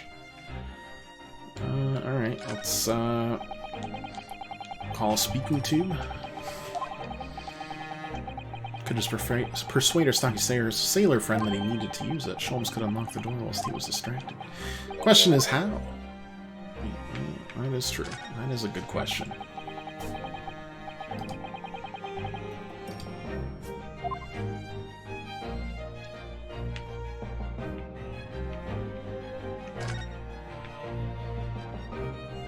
How about this alarm bell? Oh, hell would break loose if that thing were to ring. The whole crew would know about it. Yeah! Well, here goes then. Pardon me in advance. What are you doing? Alright, see, it'd be a very bad problem. What's going on down there? Seaman Stroganov, report at once. Sorry, sir, nothing to report. Just stupid trick. No, not by me, by world famous... No, as I told... Now, Sholmes, now. Done. Not even 5 seconds in. Well, don't stand there gawping my brilliance, Mikoto. In we go. Ah, yes.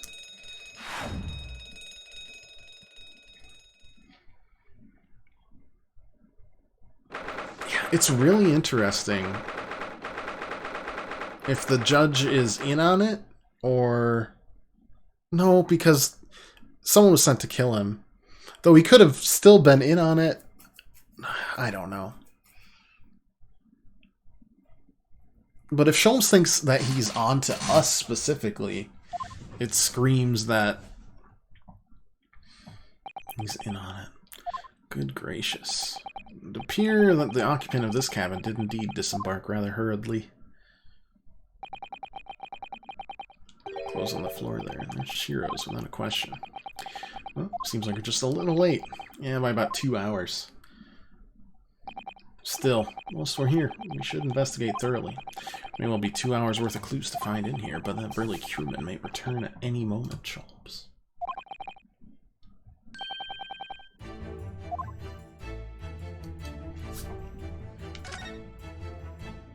Okay, sounds good.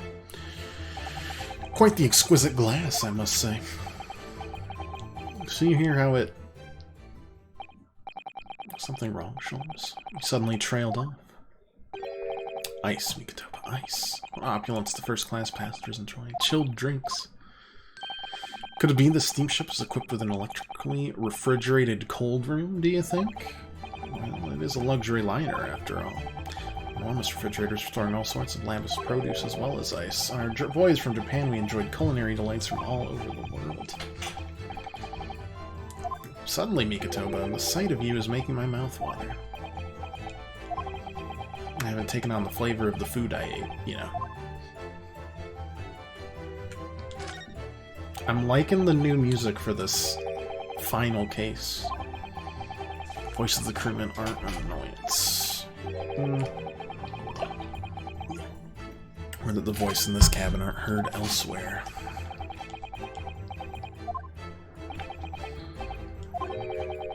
Either that, or it could be to prevent snakes from entering. That's really become a favorite case of yours, hasn't it?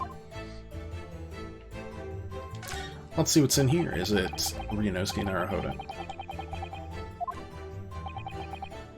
Indeed he was. Similar size to this one, too. You must climb inside yourself, my dear fellow. Well, whatever for.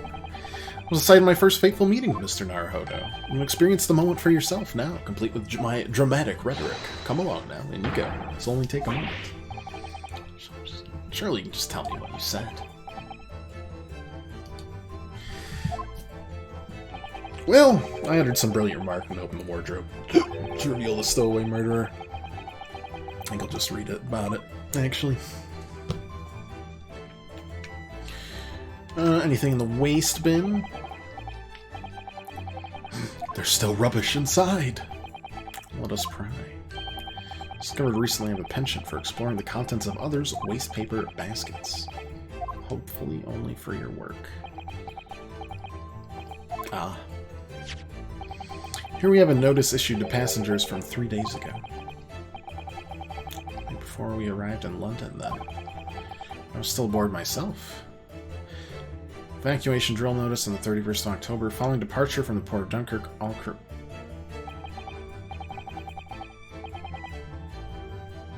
I didn't click on anything to stop that. I'm gonna go to the bathroom and protest, because that frustrated me.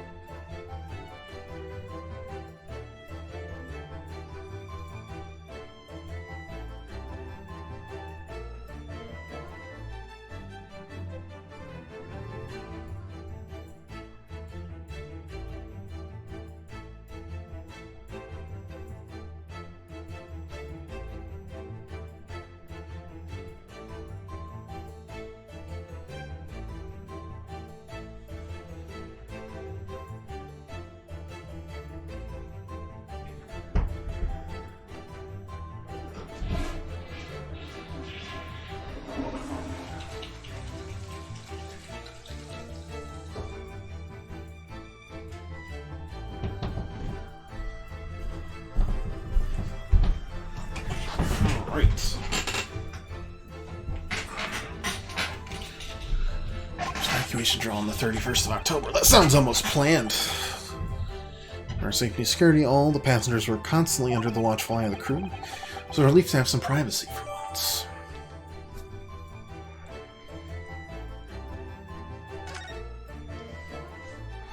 Okay. Clothes. It's a substantial heap of clothes. An overcoat, shirts, a dressing gown.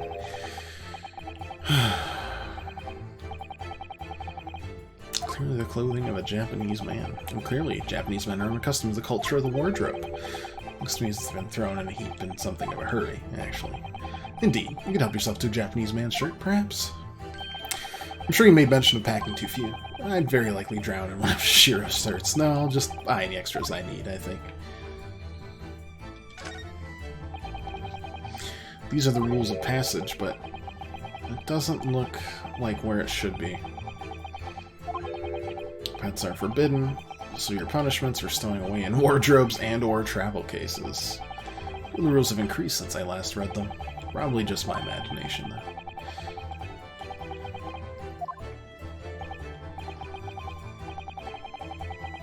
Probably just my imagination. There's nothing important about trifles. Probably just my imagination, but I think that might be slightly off. Okay, how about I show you that it should be over here? Will that do enough? It's different color. There's 4 holes where the screws would go. If I get another male shiny Combi, I'm gonna lose my sanity. You guys are actually getting shinies? Not I. Go all in on it. 6 male Combi shinies. No one's gonna expect that in a competitive team, right? The first one, you know, it's a meme, and they get a little caught off guard. And then the second one or the third one, they're gonna start they want to lose to you. They want to see, do they really have 6 Combis? And they'll just lose to you because they're so interested in it. Like, is this person really that much of a psychopath? And the answer is yes, but they won't get that answer until you beat the snot out of them, and then that's how you become Pokemon champion. Friend's an art thief. I don't think so.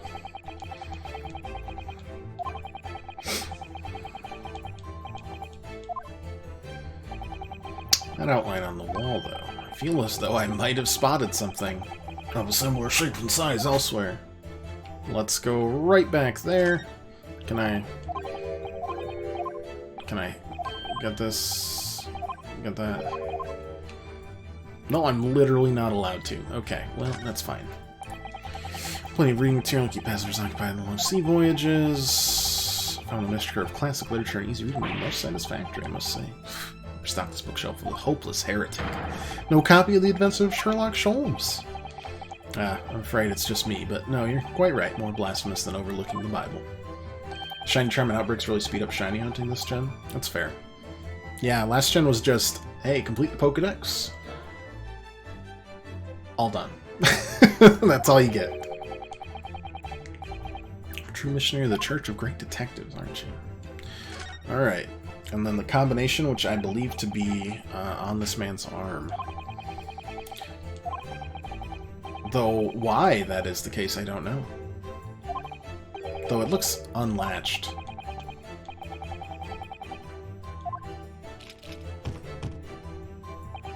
But still locked, huh?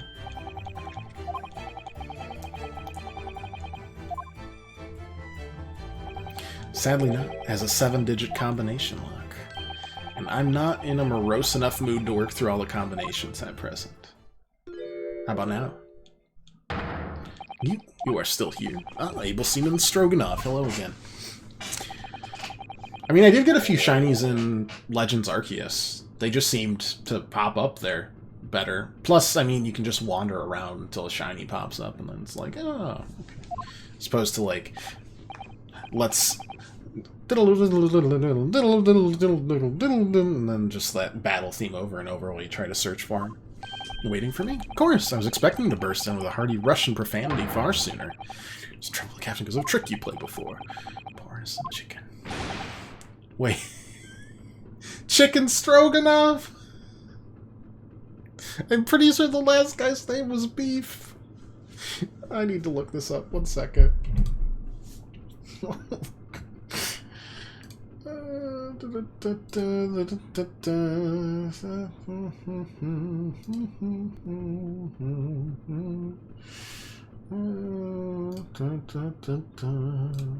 Speckled Band. His name was Beef. It was Biff Stroganoff. B-I-F.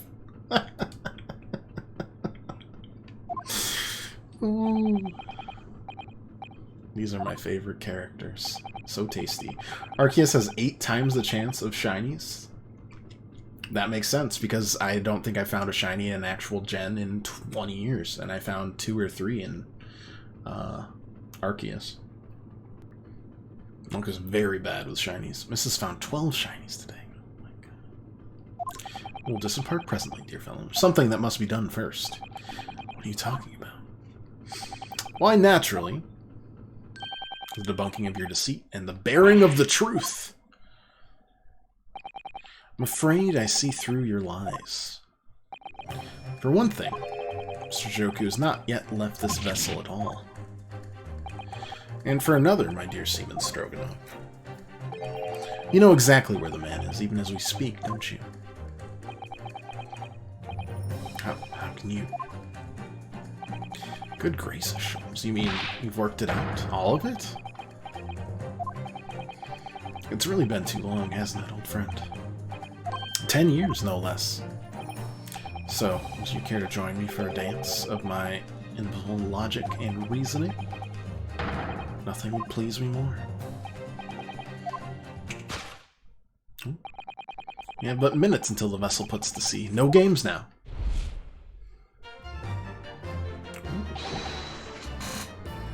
I like this. This is new music, too. Stroganoff, allow me to remind you of your earlier claim. You told us that Jigoku left the ship some 2 hours ago. Ah, that's what I said. Sadly, that was a rather clumsy lie. You see, there's something in this room that quite clearly contradicts it.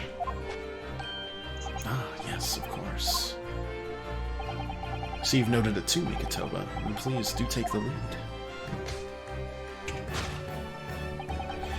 What in this cabin shows the impossibility of Jigoku having disembarked 2 hours ago? Let's see the last 3 years have done to your observational skills, then, Mikotoba. It's been 10 years since we last did this, Sholmes, not 3. Well, of course it has, quite. Now, all the clues are here in this cabin for your eyes to see, but as I always say, you must not merely look, but observe. Observe and the answers become clear. So, impress me. I think I can manage that. I would assume the ice that's not melted.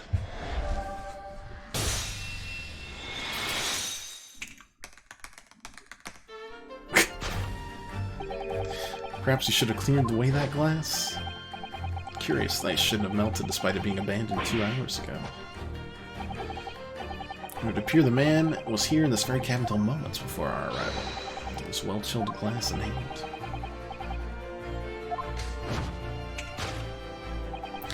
One might even conclude that somebody informed him of our boarding. Wouldn't you agree, Mr. Stroganoff? Which means he's hiding from us specifically. Before we consider that question, though, allow me to confirm one small matter. Would I be correct in saying these first-class cabins of the SS Grouse are the same ones in which you and Mr. Jigoku were accommodated on the voyage from Japan? That's right, they are. I was in the cabin next door, and Shishiro was, yes, 50 days in this very cabin during our voyage. As I suspected. For you see, there are traces in this cabin of a dark secret that Mr. Jigoku had to hide. I know nothing about this. Ah, this is news to you, is it, Mr. Stroganoff? As I said, there are traces in this cabin of some nefarious activity, something that appears out of place, which I'm quite sure won't have escaped your notice as well. This is the first time Holmes has gotten it right. He's just checking and enjoying our stuff. I didn't foresee ever doing this dance seduction with you again, Mikitoba. No, quite. But life is full of unexpected twists and turns, as we well know. Now then, let's see if I can't uncover the truth here. You have the floor, my dear fellow. I would like to put the rules of passage there. Do a tap dance again. Yeah! It's the rules of passage in this frame here. They're obviously out of place. And crooked on the walls if they're put there in a hurry.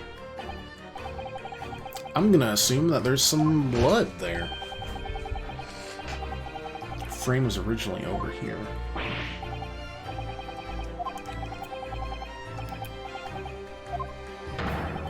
Your captain is quite justified in having his reservations about your reliability. Damn, I really seem to touch a nerve.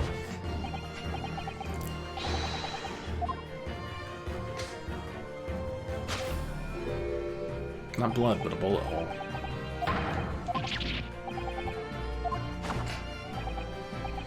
See, the projectile's been removed. It's worth it just for the tap dance, I agree. I 110% agree. The only time I've ever seen tap dancing is on reruns of the Lawrence Welk Show with my parents when I was a youngin'. Every Saturday night we'd watch the Lawrence Welk Show. Well, not every, but like sometimes. Because my mom loved it. Just this old school like song and dance like talent show. There's some serious tap dancers on there. I didn't care that much, but I did get pizza every time we watched the Lawrence Welk Show, so I cared enough about the pizza. Pizza place is still there, too. It's been like 20 years, local place. It used to be called Clickers. And it was like JT's before that. And then they, unfortunately, changed it to CP's.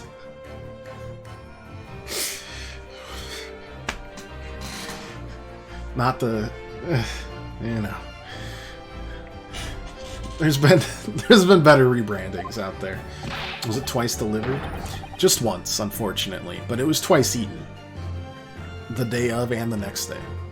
Dad would order 2 pizzas. And then he'd make me try to eat a supreme pizza with, like, banana peppers on it. And I'd just have to, like, pick it off and it'd leave, like, yellow residue. Still tasty, though. I'm sure I can get to the bottom of this in no time, because there's something very noteworthy evidence that explains the reason. Yes. It's been told to keep up this pretense, as clearly shown by... I really don't know how to approach this one, Sholmes. Ah, my dear Mikitoba, simply keep first principles in mind. Study your subject from every angle. I'm quite sure you'll see it. In fact, I'd put a wager on it. So glare at him from all sides. Well, I can certainly do that. Banana pepper's too spicy? Nah, I just don't like them. Take that! But that's fair. But to you I say tap dance. It's almost too obvious. It's quite universal language of the world. Money. I wager the Eastern fellow in question is Sashiro Jigoku, yes. So I presume you realize what this means. There are clear signs that a crime has been committed in this cabin. And the way you're going, sir, you'll find yourself accused of being an accomplice. I believe you know, Mr. Stroganoff. You know where Mr. Jigoku is hiding at this precise moment in time. Is he hiding in the... He's hiding in it? I didn't think he was gonna hide in the case. He's gonna suffocate.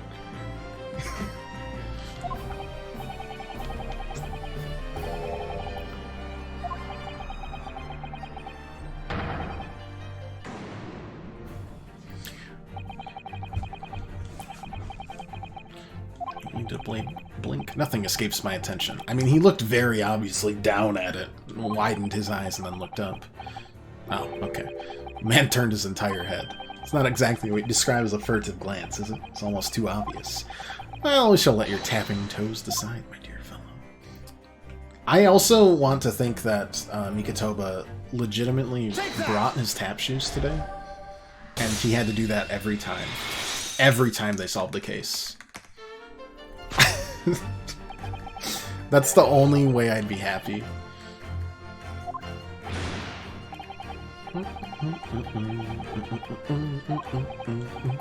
This very moment, doing his best to stifle his breath inside this trunk. He still has a breath to take. I fear he might be running dangerously low on air. Imagine he didn't count on us making a nuisance of ourselves for quite so long. It can be everyone's best interest for us to open the trunk as quickly as possible. No. Let him... We'll just let him stew in there. Combination lock. We don't know the 7-digit code. That's okay. He does.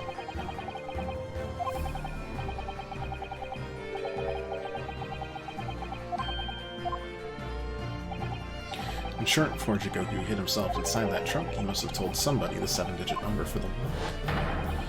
Very good confirm, Mr. Stroganoff. Know nothing about combination code. Don't move a muscle, my good seaman. Now, Mikotoba, would you do the honors and open the trunk? What on earth do you expect me? Well, it's a 7-digit number, remember? Quickly now, we have little time.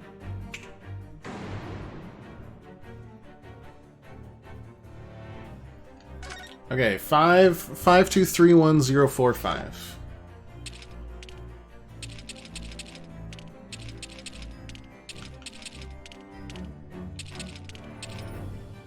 Take that!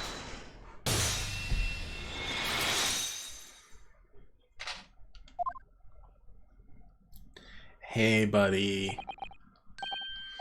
So you want to tell us why you're hiding? You had to meddle, didn't you?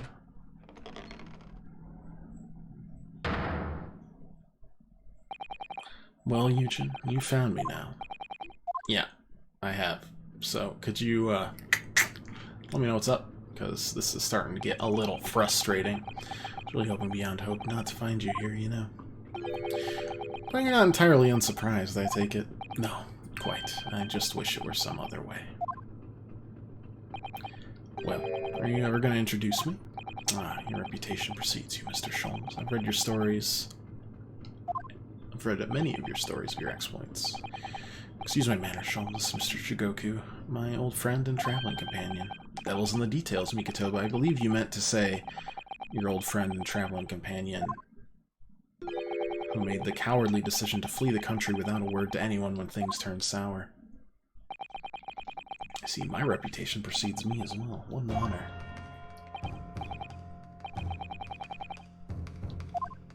Explain all this, Shishiro? You know it all by now, I imagine. You didn't know, of course, that 3 days ago, on the night before our arrival in Britain, an attempt was made on my life here on this very ship. And the Reaper, yeah. Because you were once prosecuted by the Reaper, weren't you? That's not the reason this happened, though. I had no idea at the time what a dangerous individual he was. Anyway, when we arrived in London to find the symposium was postponed until goodness knows when, it became all too apparent to me that I might very well be targeted again. So you decided to flee the capital without saying a word to me about it. Afraid so, yes. Of course, I realize now I really ought to have confided in you. It's somewhat surprising, I must say. What is? Well, first-class cabins aboard luxury steamships are in very short supply. It's more than a little hard to believe that this one just happened to be available. So says the protagonist of some colorful short stories. Well, I don't care for your opinion. Cabin did just happen to be available, so I purchased a ticket, and here I am. I've seen for myself the obvious remnants of that incident in this cabin, so you've already purchased your return ticket before we even docked in Dover, had you? To prevent anyone else taking this cabin and seeing the evidence? Is that it? Eugen, I have nothing to say to you. That's weird. Well, in a mere 5 minutes, the ship will set off from its onward voyage and not make port again till Italy. I'm afraid we must insist you disembark with us at once. No jurisdiction over my movements. We have this, Shishiro. Take it. What is it? It's a subpoena from the Old Bailey. You're a man of the law. You know what the ramifications of ignoring a document like this from the British courts would be. You came prepared then, Eugen. Come on, let's go. One moment. Inside the trunk. Found this rather fascinating trinket. That looks like the top of the watch. Can't help you, I'm afraid. Some small component from something. But what? I have no idea. Look on his face. I think he genuinely doesn't know. Well, this pocket is a small souvenir of our brief sojourn in France. Well, young Naruhodo, I think we've done as much as we can, I'm afraid. The rest will be on the shoulders of you and your assistant. How about that?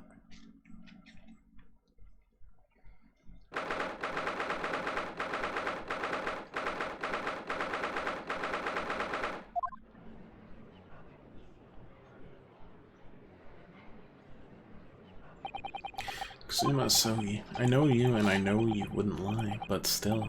There's no doubt that you're holding something back. You know more than you're saying. Because he's trying to frickin' prosecute.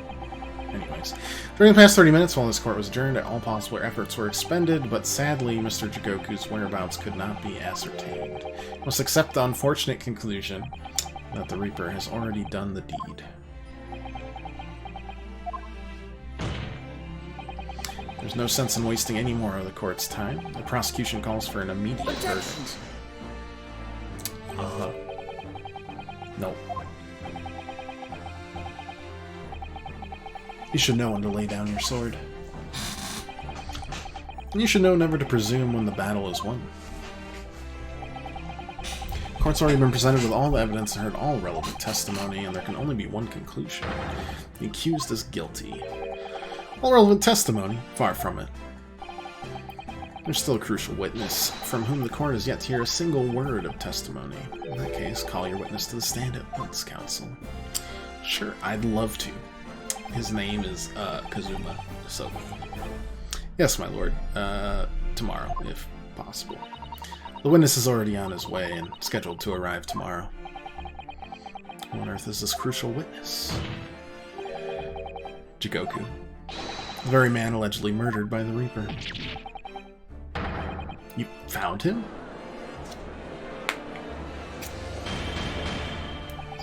The investigations of every policing resource in the capital suggest Jigoku is already dead. No, it just means you didn't find him. In the name of God did you find the man?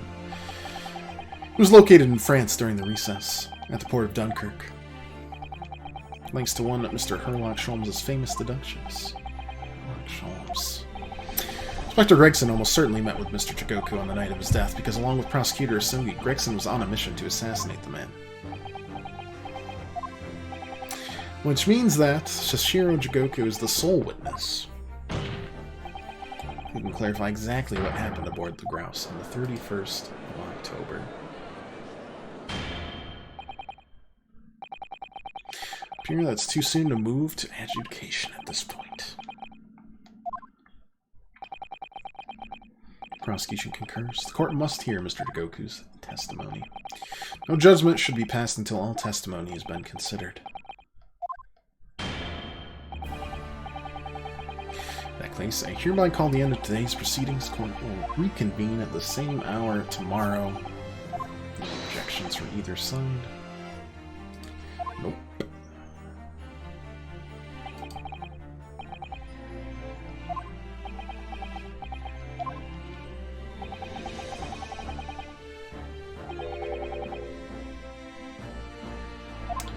Live to fight another day, huh?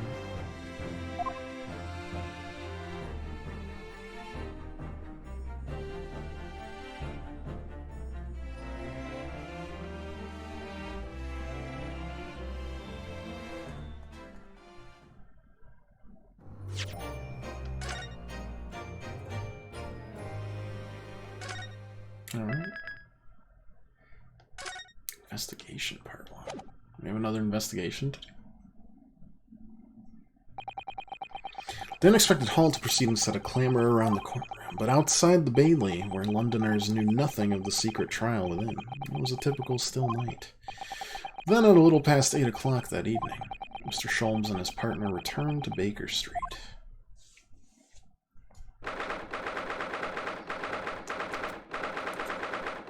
3rd of November in Sholmes' suite.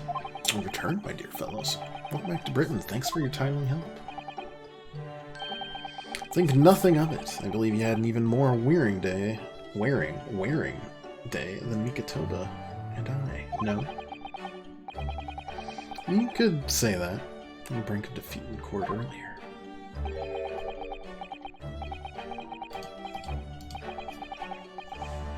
Prosecutor had you on the ropes, did he? He's your best friend, you say. Well, it's not really the man I knew in Japan anymore. Kazuma's changed. I mean, it's incredible to think that he'd even entertain the idea of acting as the Reaper's assassin. I don't think that's what he was doing.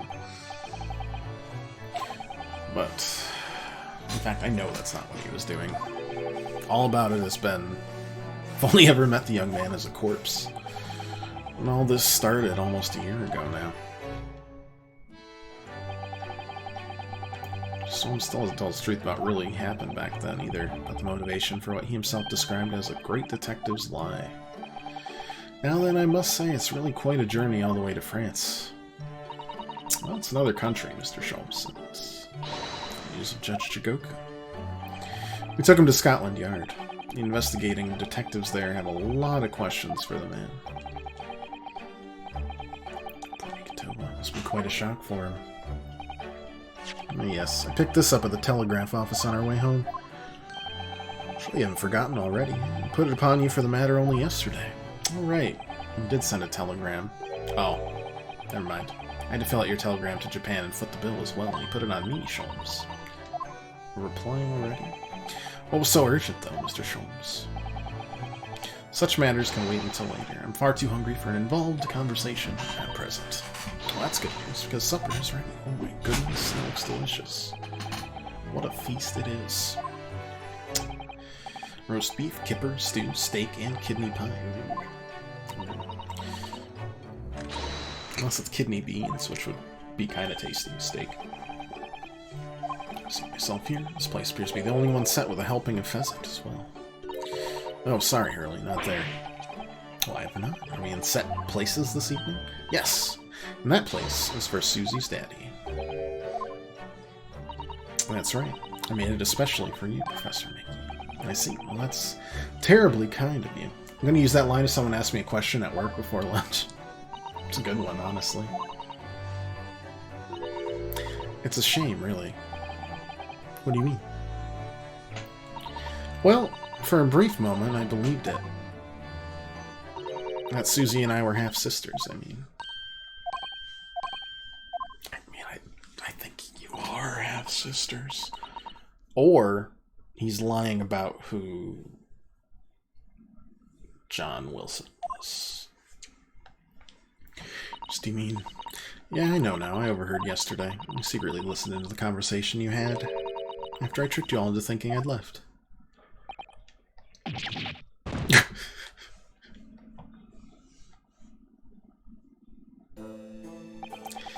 The misunderstanding arose because of that autopsy report from 10 years ago, but actually, it turned out that neither Dr. Wilson nor Professor Mikitova are Iris's father. Yeah, about that, Iris. You know, I know. You can't tell me at the moment.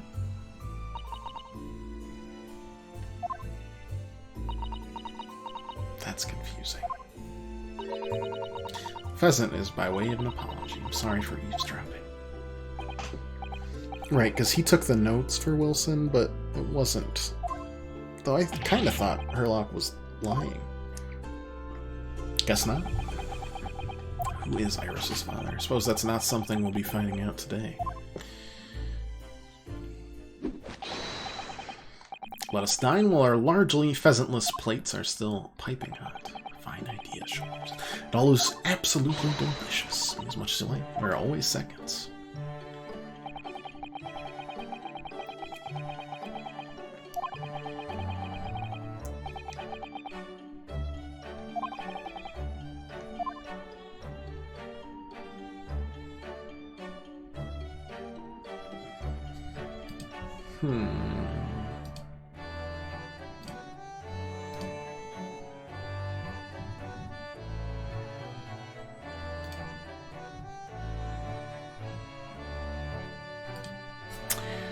Fair enough.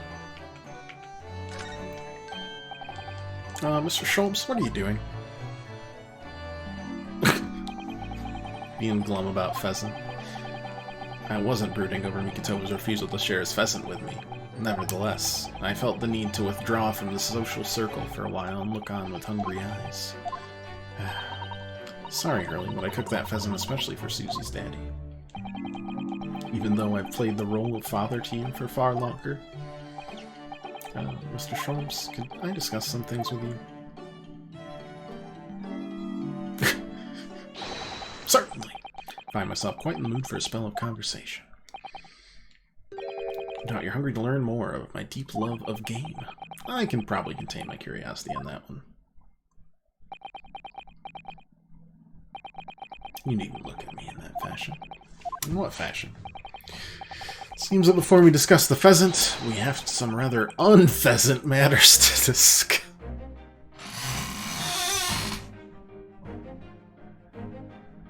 Oh. Boo. Boo. Yeah, what's this telegram about, by the way? Stars that arrived in time. Record found as indicated. Duplicate follows. K. Asogi, A. Shin, T. Gregson, J. Wilson. Those are the four names mentioned from the disc that we were fighting over in the last case of the first game that Gregson didn't want put out there. For some reason.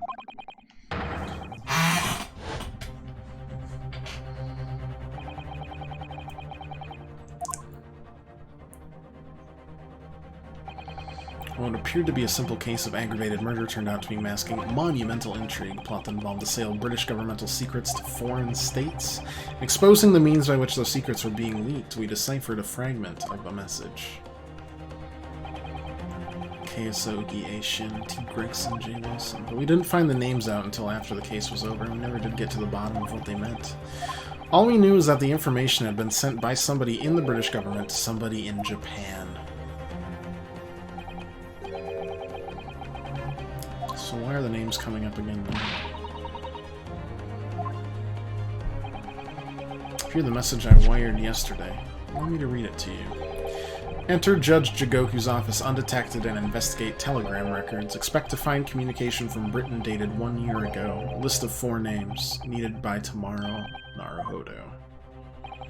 I sent it to a detective I know who specializes in clandestine missions of this nature.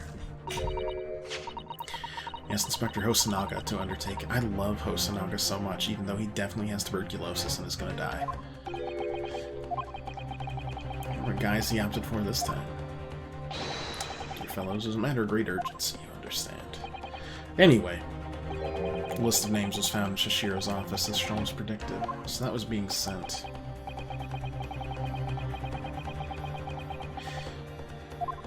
To Jigoku. Was he being blackmailed? Was he in on it entirely? Doesn't answer the question what the list of names actually signifies. Did formulate a hypothesis about that, but without a shred of evidence, I couldn't possibly have shared it. Well, 2 of those names seem reapery,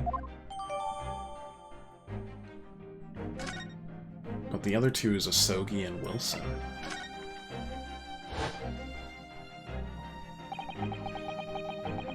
Tragedy we had to go through on the Burya was for nothing. It wasn't dead at all. Well, we were completely taken in by the lie you told us. Great detectives lie.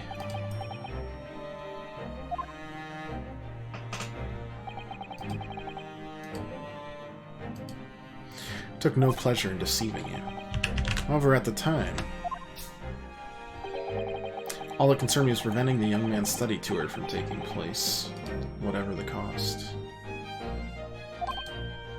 What? I capitalized on the events that transpired to see that he was sent back to Japan. His remains, you mean?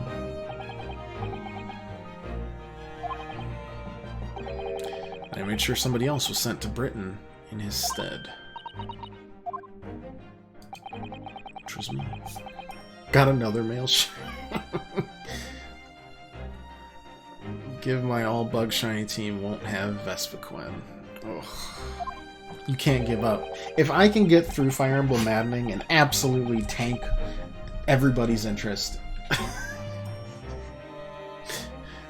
and still manage even 1 viewer after that, you can get a shiny Vespiquen. 1 student and 1 judicial assistant be accommodated on a study tour. In other words, by arranging for someone else to fill the place originally intended for Mr. Asogi, to successfully prevent the man from arriving on our shores for several years at least. This was all in aid of stopping Kazuma coming from Britain. That's why you... Think back, Mr. Naruhodo. Is there not somebody who quite casually urged you to continue on the voyage to England?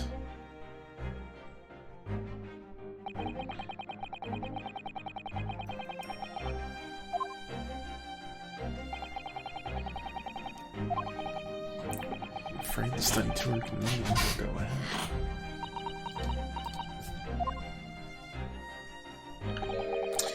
Dear fellows, the majority of problems have an extremely simple solution, you know. All 1 lawyer, and you can just... all you require is 1 lawyer.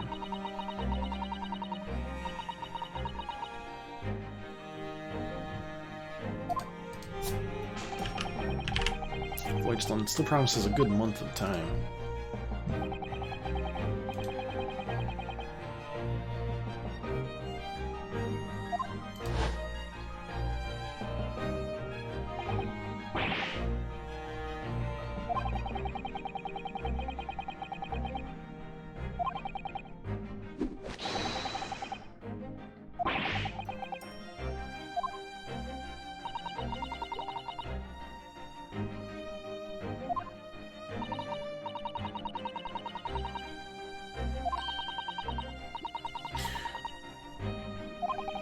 Came of her. Naturally, I didn't allow the misapprehension to have any serious repercussions. Subsequently explained everything and assisted the unfortunate soul in finding the foreign refuge she sought. Seemed to remember Miss Susato and I had some rather strong words for her. She's certainly not Avoidable guilt. She deserved every word, I'm sure. I wonder if she made it to America then.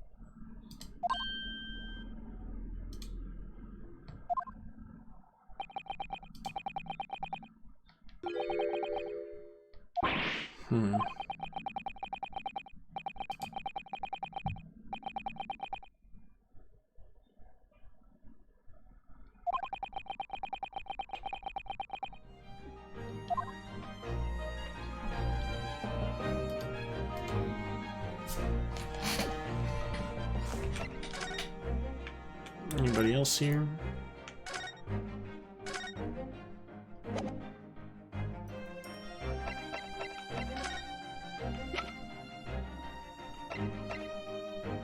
Oh, right. We want to look at this really. 10 p.m. Drill will take 20 minutes. Yeah.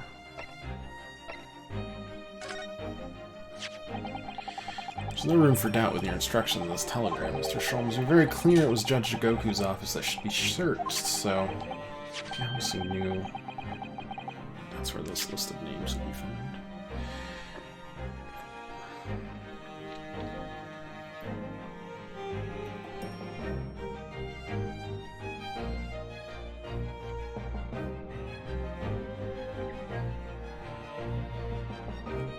Tolman Scholar is already a very tangible element of the impending tragedy. Moment very close at hand.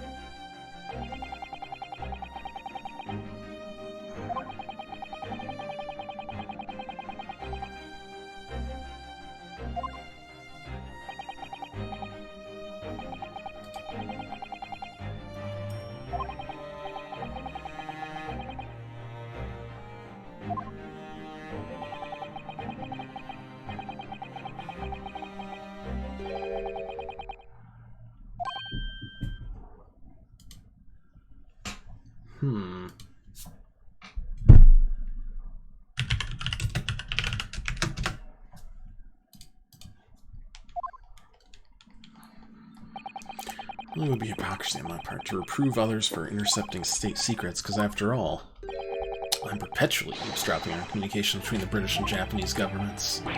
Perpetually doing what now? Never mind the details, but you should know. No secret is safe from Herlock Sholmes, when he has designs on knowing it.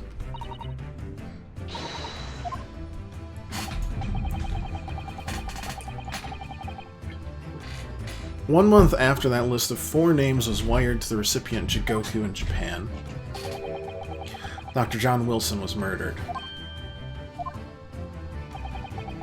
As soon as I learned of the incident, a hypothesis rapidly took shape in my mind.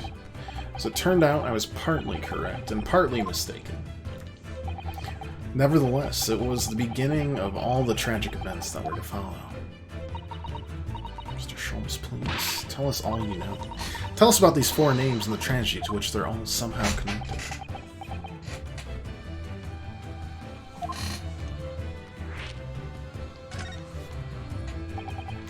As I said, when I learned of Dr. Wilson's murder in Japan, my mind immediately turned to those 4 names, because you see, there's someone else on the list who I believe to be recently deceased.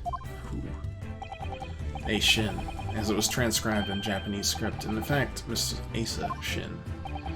That's a familiar name to me. She was a professional killer, well known amongst London's unsavory classes. But she completely vanished from existence several months before Wilson's murder. So I came to the logical conclusion that she had herself been killed. Accordingly, I became fearful for the lives of the remaining 2 persons on the list. Sogi and Gregson. Owing to Ark's proximity, I decided to take measures to protect Gregson myself, but I determined it would be safest if young Asogi were to stay away from Britain.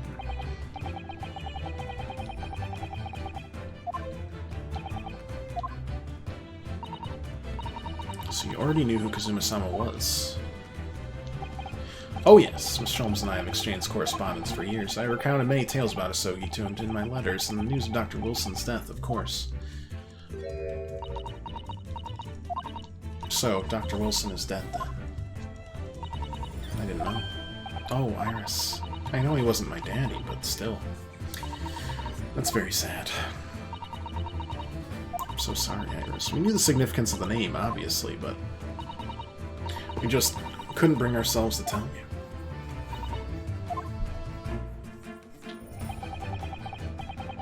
What you just told us, Mr. Sholmes, doesn't completely tie in with the facts. There's one big hole in your hypothesis. Yes, you mean about Ace Shin, I presume. She wasn't killed, was she? She was in Japan posing as a visiting student under the assumed name of Giselle Brett. Yeah. But I only became aware of that fact 2 days ago in the foyer of the Great Waterloo Hotel.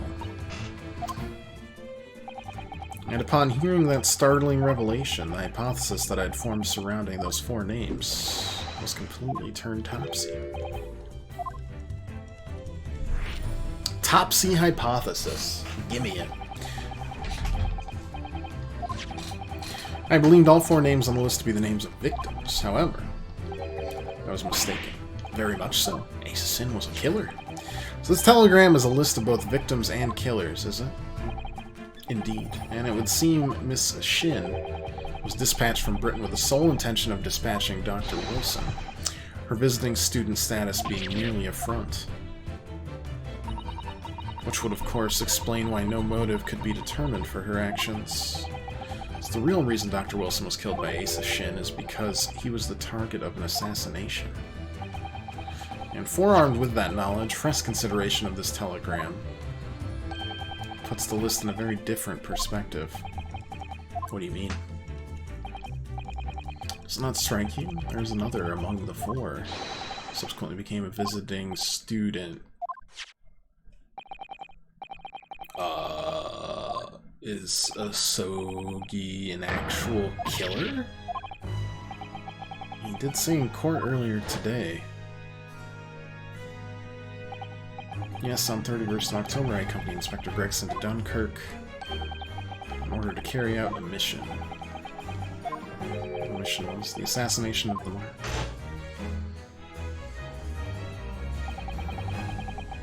Asogi accepted that mission a year ago now. Surely not. In conclusion, this document is a contract of sorts, an international agreement, one might say, detailing an assassin exchange. How could Kazuma possibly have gotten involved in something like that? I assume because his father was a killer, but, like, what? Assume we have 2 parties, each wishing to dispose of a distinct individual. Those 2 parties then make a contract to swap their respective assassination targets. That would then be an assassin exchange. So to begin with, the British assassin is dispatched as a visiting student to Japan, where she kills her target. And then the Japanese assassin is dispatched as a visiting student to Britain in order to eliminate his target. Sounds like an exchange. But what's the point? Don't forget, Mr. Naruhodo, that the British assassin at least escaped conviction, thanks to diplomatic immunity afforded by consular jurisdiction. Such jurisdiction should be null and void under the terms of the new treaty between our 2 countries. The fact it was brought into play suggests intervention at the very highest levels. Like the judge.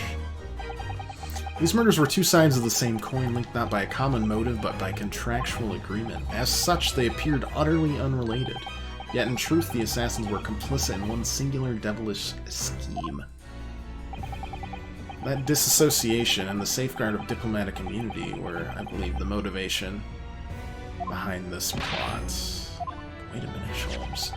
This telegram really is describing the exchange of assassins, as you're suggesting. It would mean that the Japanese killer's target was never Jigoku at all, and it was Tobias Gregson, who is dead.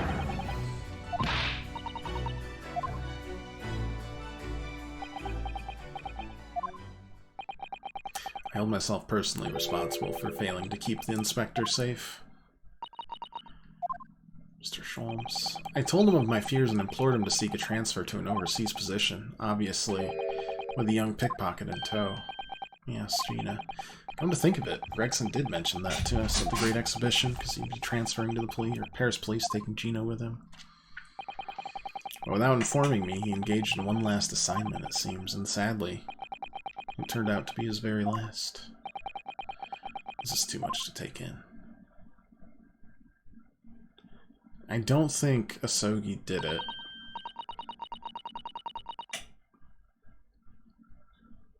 Chigoku might have.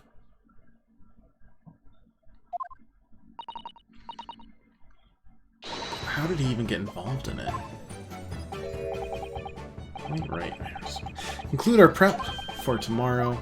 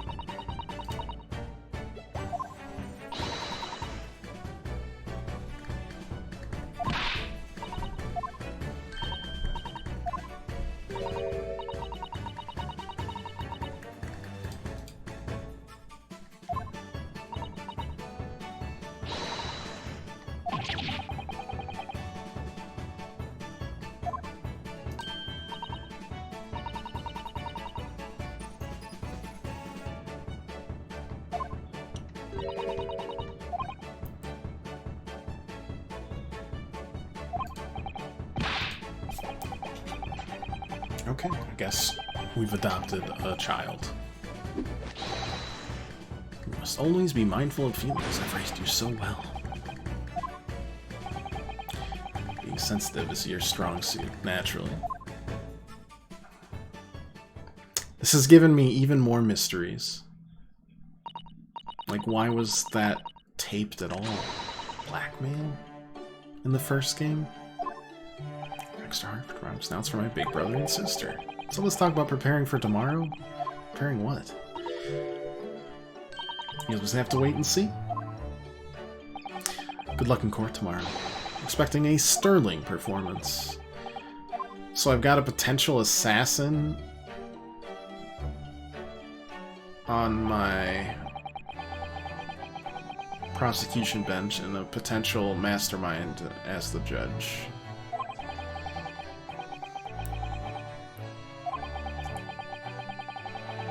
List of 4 names on the telegram and the extraordinary assassination plot in which my best friend had somehow become involved. Felt as though I'd been plunged into an even greater darkness all of a sudden, but at the same time, felt sure I would see the light again soon. Because I was lucky enough to have the most wonderful family in the world standing steadfastly behind. Do I not have family? They just don't exist.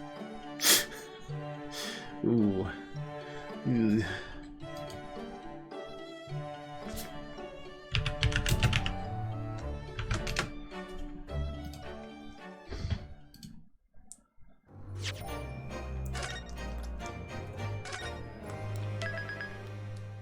Back into the trial, huh? That's quick.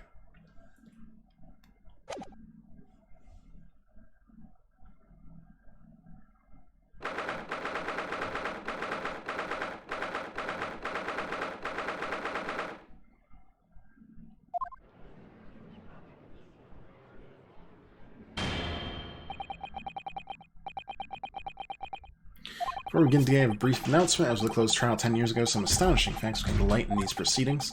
The revelation that the well-known Reaper is actually an organization illegally executing its own brand of justice, and the discovery that a respected Yardmus Spectre was at its heart until he himself perished in an assassination plot.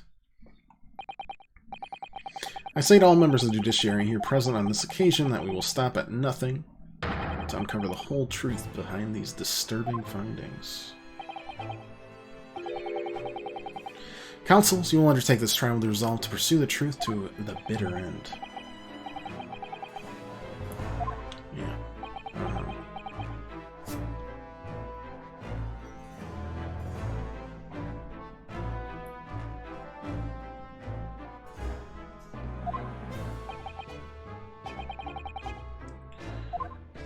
If I may inquire.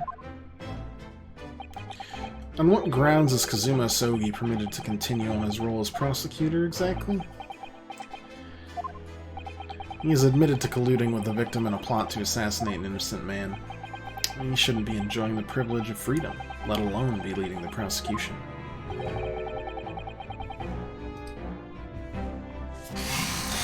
I submitted a written petition to Lord Strongheart, requesting that judgment of my transgressions be delayed by 1 day.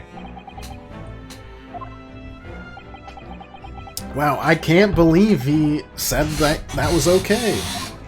I tend to expose everything. My whole life for the last 10 years has all been leading up to this 1 day. Whatever the outcome of this trial, I give my word that I will accept whatever punishment is deemed appropriate, however severe. I suggest you prepare yourself for the same, Reaper. You're gonna have to move that pointer finger up and then back. Bristling with hostility today. That's great.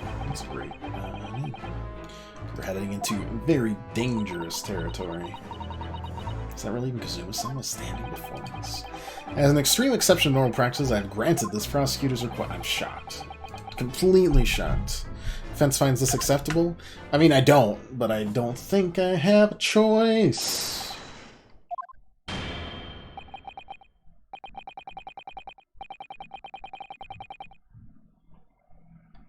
Court is now in session. We resume the closed hearing of Barak von Zeeks. Defense is ready, my lord. The prosecution is more than ready. Ooh, you got me. Ooh. Sogi, begin. As you wish, my lord. Prosecution calls the first witness to the stand, Jigoku.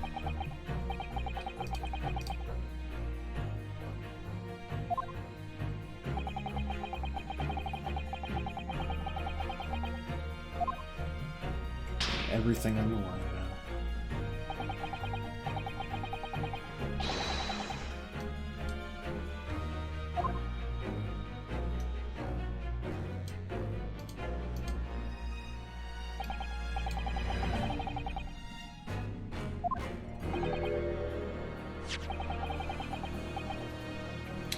It's you who issued this, wasn't it?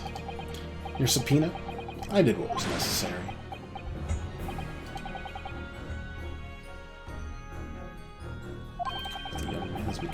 Didn't think I'd see the day when you take that tone with me, I must say.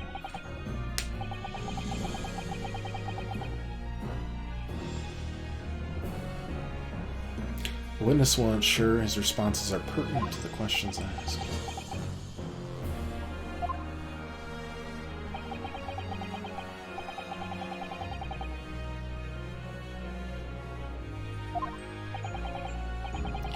Years ago, this man came to London as a visiting student. 6 years later, he returned to Japan. As well as presiding over the Supreme Court, he's also currently Japan's Minister of Foreign Affairs.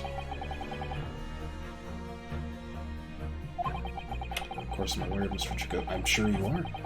We invited him personally to the International Forensic Science Symposium as representative of his country. Here he also played a key role in the conclusion of the Anglo-Japanese Treaty of Friendship and Navigation. It's a great honor to be involved in negotiations. Put my arm to that treaty. Shigoku, I must ask. I never fancy the young murdering student turning up here of all places. Really? You acquitted me yourself. And now I'm a practicing defense lawyer. Yes, and full of self-importance, like your friend across the courtroom, I see. Came here to London by invitation to the international... the IFSS.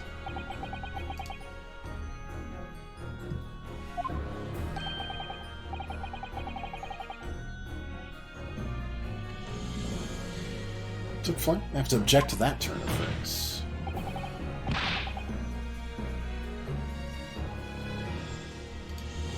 Explain yourself. What exactly were the circumstances?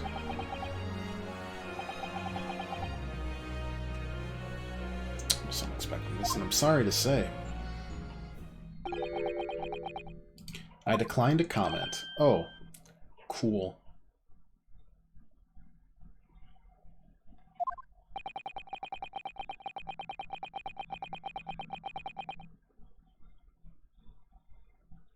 Leaving country prematurely when I was an invited guest may be questionable etiquette, but my decision is unrelated to this case. Uh-huh. Uh-huh. Uh-huh. Uh-huh. Unrelated, you say? Appreciate that a respected police inspector has been killed.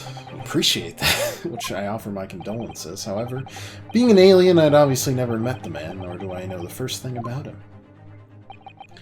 As such, I'm in no position to testify. It's as simple as that. So you would run from all of this. Beg your pardon. This case is more far-reaching than the murder of Inspector Gregson. This ties to another murder, a case that was tried in Japan almost a year ago now. Murder of Dr. John Wilson. That's right. And you, Judge Jigoku, are at the heart of both cases. That's his evidence to prove it. I see from the look in your eyes that you're resolved to carry this through to the very end, too. Let's see your evidence, then. What proof do you have that Sashiro Jigoku is involved in this case?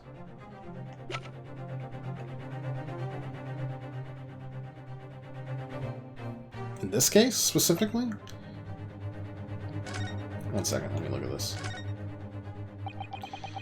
Well, things all over the place, don't you? It's the part on top of a pocket watch you twist to set the time. It's called the crown, I believe. That should be quite useless with that one. It sits on top of a monarch's head. It's a very grand name for such a tiny part, but actually, if it's a crown, I have a feeling I might have seen a monarch around here or something with a very bare head. By monarch, I mean pocket watch. I'm quite sure you have.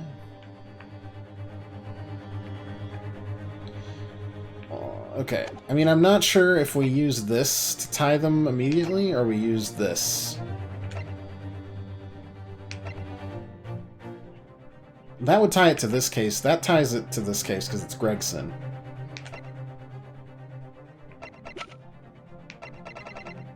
I mean, I think I'm going to use this first. This might be an immediate mistake. What on earth is that? Oh no, it looks like it was good. This piece of evidence is a welcome present to the courthouse with compliments of the defense. You poor grass of British Court Etiquette Council. Oh, maybe not. I guess not. That's for later. Even though I can put...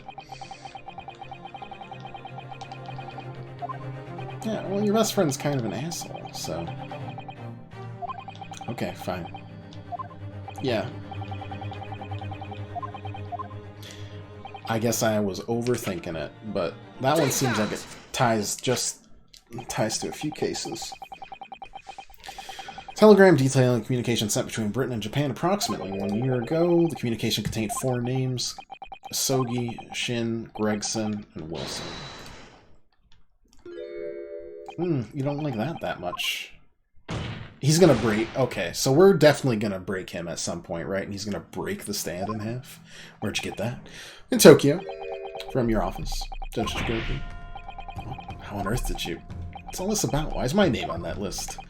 This list is 4 names follows a certain pattern. T. Gregson and J. Wilson are the names of victims.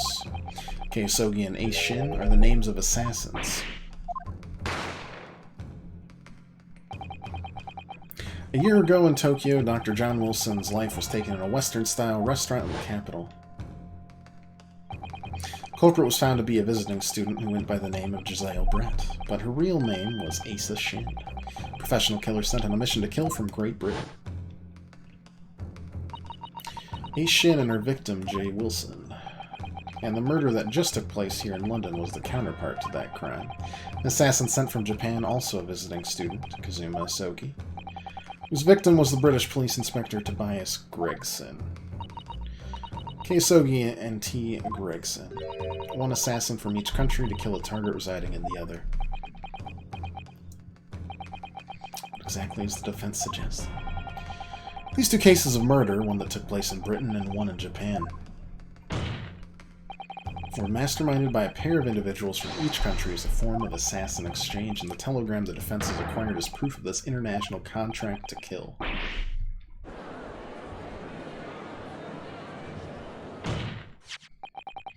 Telegram was found in your office, Judge Shigoku. In other words, the mastermind in Japan was you.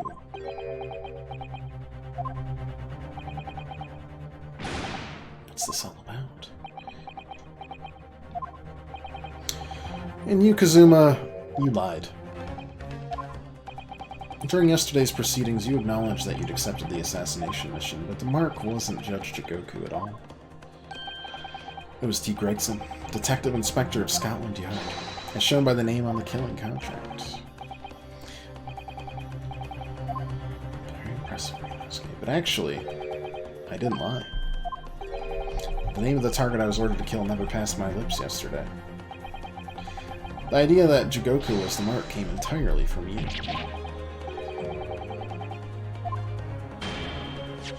Deliberately avoided saying the name. The defense claims these four names indicate some sort of international assassin exchange. I'm sure I speak for all present when I say that the very idea seems utterly absurd. Well, Mr. Jigoku, what do you have to say for yourself?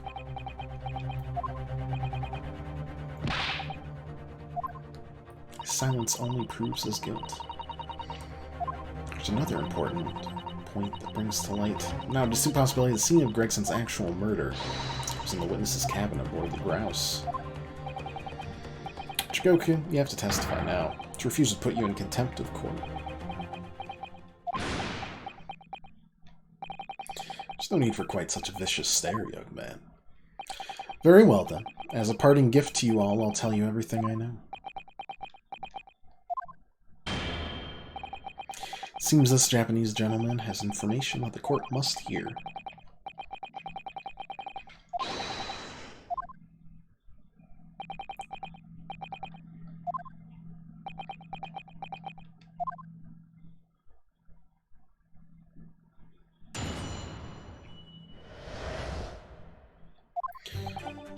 It's true Kazuma Asogi was assigned the assassination mission 1 year ago now.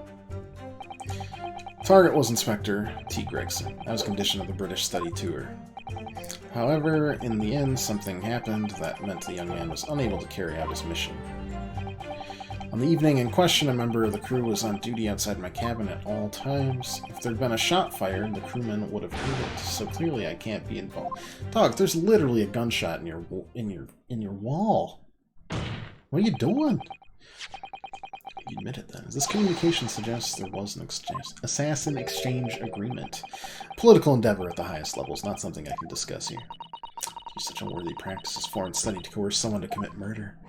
It's the most appalling thing I've ever heard. Appalling? Well, it's easy to judge. You would know. Sogi had a reason for taking his sword to that British inspector, you know.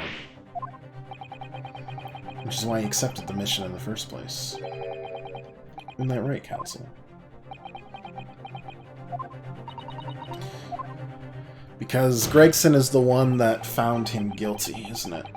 If you're the mastermind behind this operation in Japan, tell the court the identity of your counterpart in Britain. Come on, go tell them. I'm not obliged to divulge that information. As I had yesterday, I've killed nobody. I freely admit I accepted the mission, but on the night the plan was to be executed, I backed out. In short, this assassin exchange that the defense has identified is unrelated to the events of the...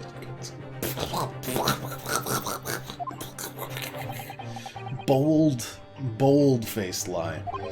Crucial point is this, your police inspector can't have perished aboard that steamship. Why not? He'd been shot in the cabin. It's inconceivable a member of the crew wouldn't have heard it. Disagree? Gregson was killed after returning to London. No, he wasn't. Why are you so... God.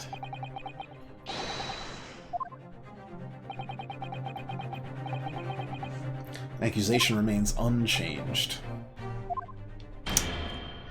I'm pooping my pants over here in frustration. To think that a seemingly innocent foreign exchange program is a facade for such Machiavellian dealings. Clearly it's a plot only a government minister and high-ranking judge, such as the witness, could hope to execute. Yes, like the minister of justice, the justice minister. Well, I seem to recall that it was someone on the British side who controlled everything. Be that as it may, is not the place of this court to pursue this villainous assassin exchange plot. We're only concerned with the tangible events pertaining to the murder of Inspector Gregson. Is the defense clear on that point, counsel? Oh yeah, sure. We'll get there. We'll get there. I'll keep that in mind as I cross-examine the witness. Wink.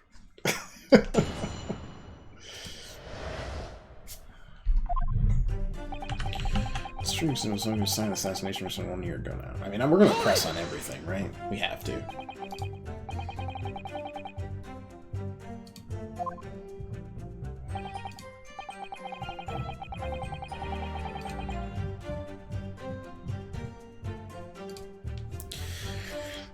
Examination Center for applicants for the study tour. Then I approached him. I'll never forget it. I remember exactly what you said. You just came out and asked me forthright if I'd consider traveling to Britain on an assassination mission. Surely not. Thought it was a joke at first, of course, but then it was made clear to me that if I didn't accept, I wouldn't be considered for the study tour. So, you agreed to it just for that? I mean, I know how much you wanted to study in England, but assassination?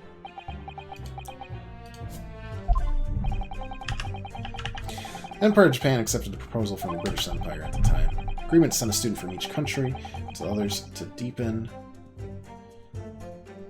cultural understanding and friendship. That's the word for it. Behind the scenes, children students were given assassination missions. I had no choice but to accept the proposal that originated from my British counterpart. And why would that be?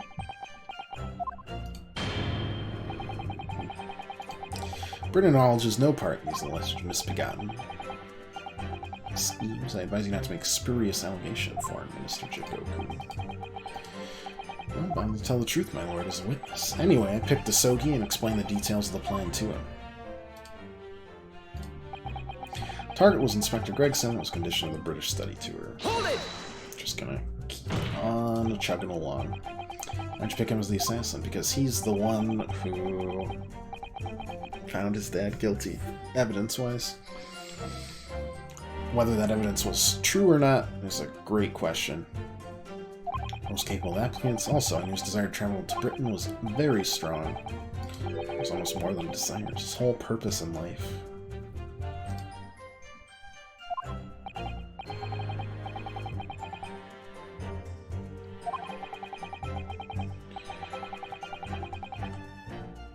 Threw himself into his studies to be pursued becoming qualified as a lawyer. It was all ultimately for that one single goal of being accepted on a study tour to Britain.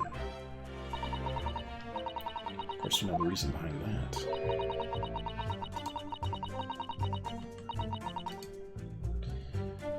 Determined to find the truth of his father.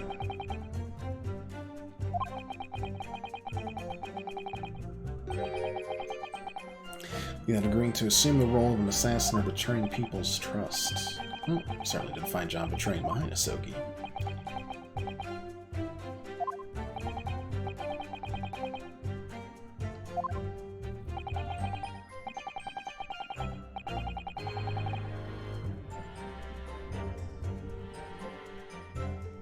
No idea. From my orders from Britain, I was in no position to question them. You have no idea.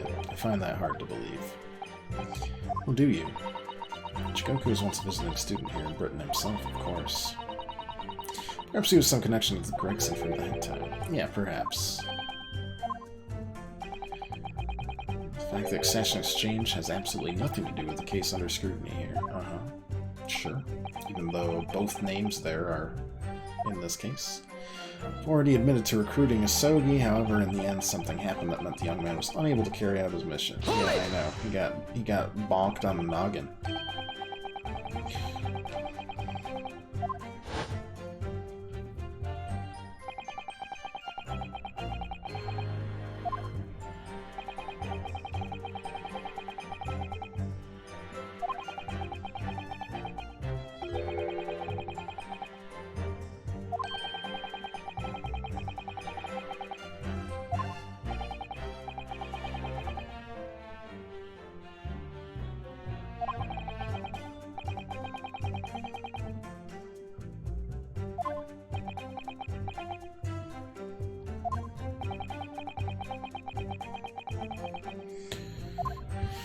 Dispatch another assassin at that point wasn't possible, simply because that black-clad young student over there had already put himself forward as a Sogi's replacement. Hey, that's me, and there's no way to stop him from reaching Britain. My hands were completely tied. So Sholmes' strategy worked perfectly. He predicted everything that would happen.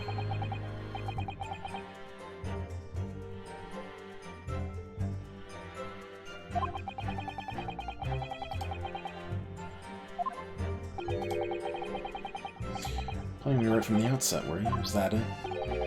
I'd sooner be guilty of that crime than taking someone else's life. I was prepared to do whatever I had to in order to get myself here to Britain. Line of questioning has gone on long enough. Sure.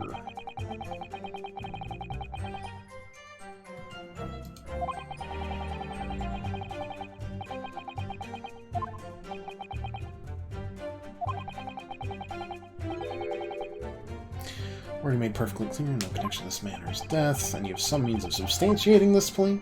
Sure.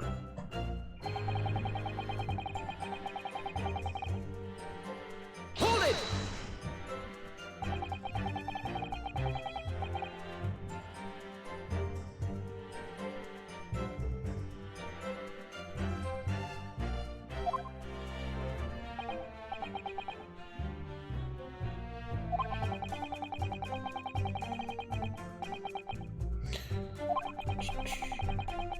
Is taken to posting a crewman outside every first-class cabin door. I can confirm the presence of the crewman guard myself.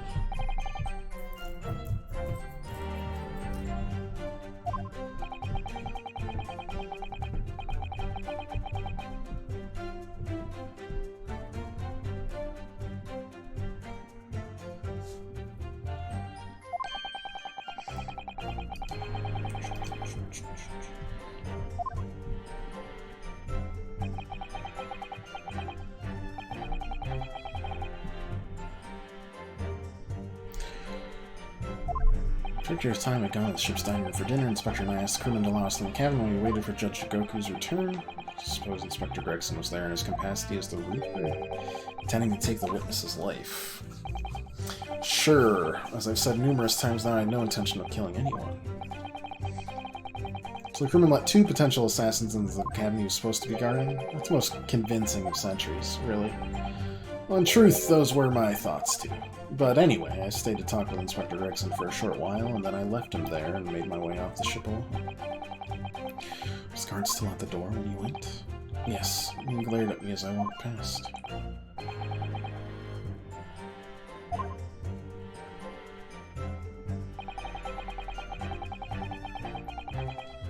Hold it!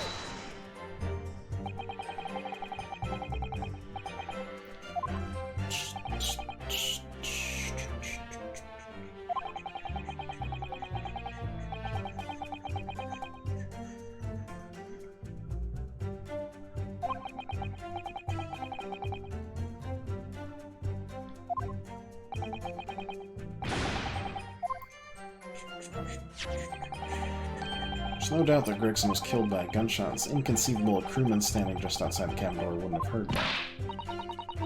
On the ship's enormous steam engines, the noise of them could have drowned out the sound. No, it's because they were evacuated for 20 minutes.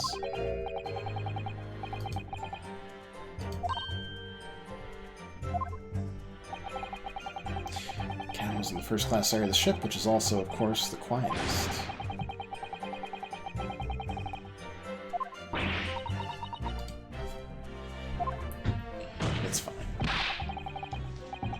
that was made by a bullet was found in your cabin. That's compelling evidence that a gun was fired in there.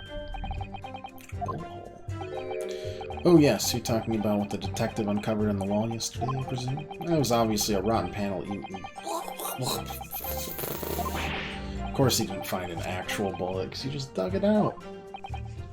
Sadly, I was unable to arrange for the crewmen to be brought back to Britain with me, but obviously, if a gun had been fired in my cabin on the night in question as defense supplies, I would have been arrested on the spot and would have never made it to Britain in the first place. Very true. The witness's logic is sound. It's not. No gunshot was heard in the witness' cabin. We must assume that the witness is telling the truth. I just need sense, my lord. Uh-huh. Suma already admitted to the plot, but even so, hearing it confirmed by somebody else is still a real shock. You know, I'm starting to remember that he did pull him aside after the trial.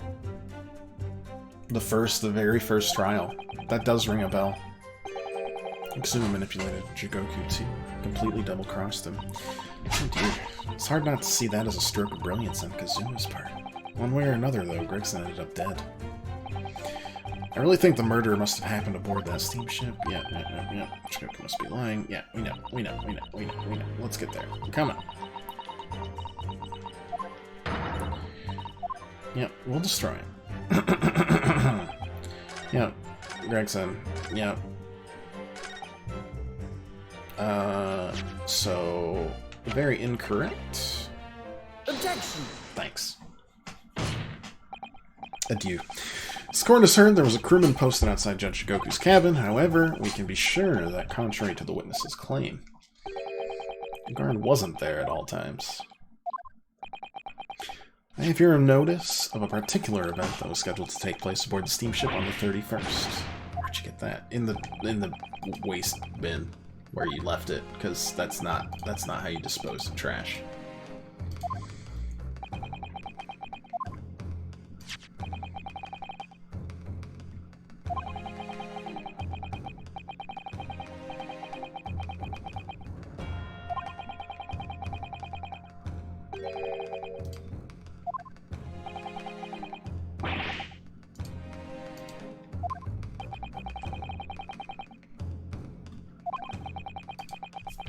Gunshots emanating from the cabin would have been heard by no one.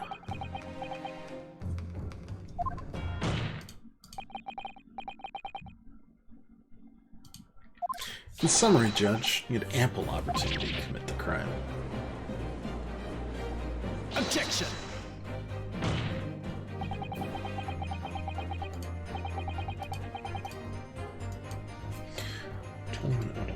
That's an excellent find. There's no escape. It amounts to nothing. His witness clearly stated in his testimony that no incident occurred in his cabin. Oh, well, if he said it didn't happen. Of course.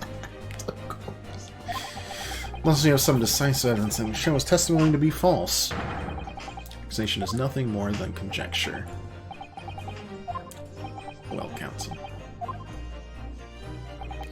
Inspector Gregson was killed in Jogu's cabin that night. I'm certain of it. His defense has evidence to prove it. Do we? Present the evidence for the defense at once, counsel. Victim's life was taken in Jogu's cabin on the 31st of October. I mean, there was the blood on there, but I think we'd like to see the piece here. Judge Jigoku. This was found in your cabin yesterday. What's that? The crown of a pocket watch? And if you'll observe, the victim's pocket watch, which we know he treasured, was missing precisely that part. Can't be. Moreover, this crown is a perfect fit on the spindle protruding from the victim's watch. Now, the fact that this was retrieved from Judge Jigoku's cabin tells us that the victim's watch almost certainly broke there.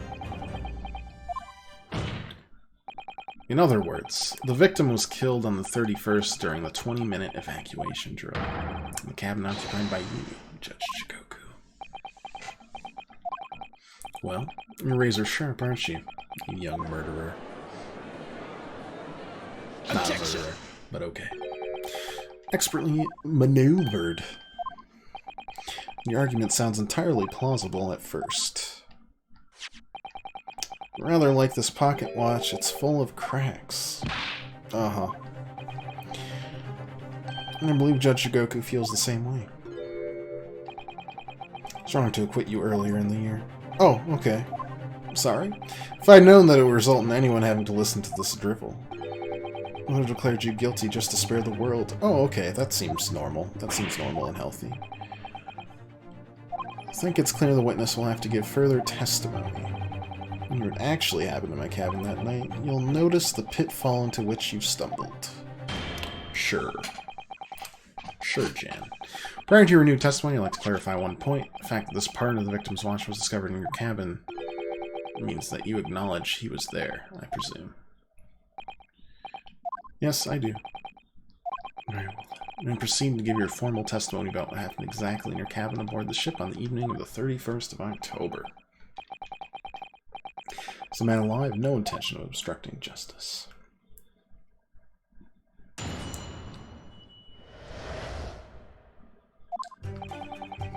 I had a guest waiting for me when I returned to the cabin after finishing my evening meal in the dining room. When I walked through the door, a mustachioed Englishman was there, foolishly waving a gun at me. I soon took care of him with an Ippon Soa throw, though. Couldn't wait to run away after that. Imagine his watch broken when I threw him over my shoulder. It has nothing to do with his murder. The inspector was clearly killed having returned to Britain because his body was found in London. That isn't... Oh my lord. Common jiu-jitsu martial arts technique in my country. I was careful not to use too much force, but the man obviously landed too heavy for his watch to take. So, I imagine you can see the flaw in your logic now? Not really. The fact that the watch is broken in the witness's cabin in no way proves that the murder took place there. I mean, it still does, because he would have rescrewed it, but whatever. No doubt the inspector intended to kill me, but he didn't manage to pull the trigger. Because he was merely the tactician, not the Reaper's hand of death. Testimony appears to make perfect sense as far as I can tell.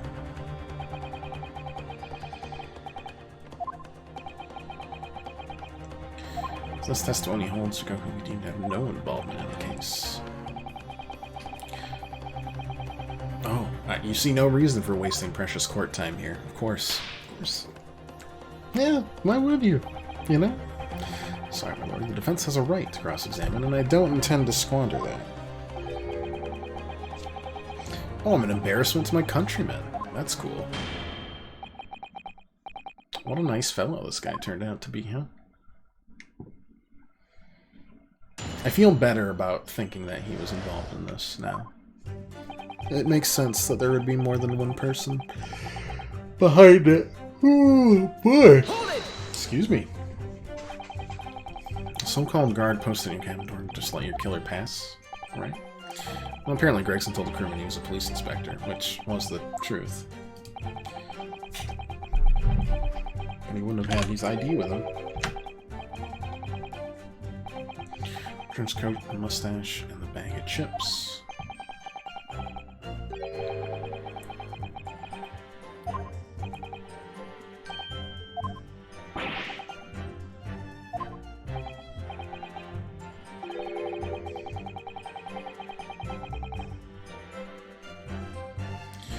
Hope the sight of a few swords might have set off alarm bells in the guard's head. Pointed his left cabin before the occupant returned and immediately disembarked the ship. You're still not telling me why your sword got lodged in his trunk, but that's okay.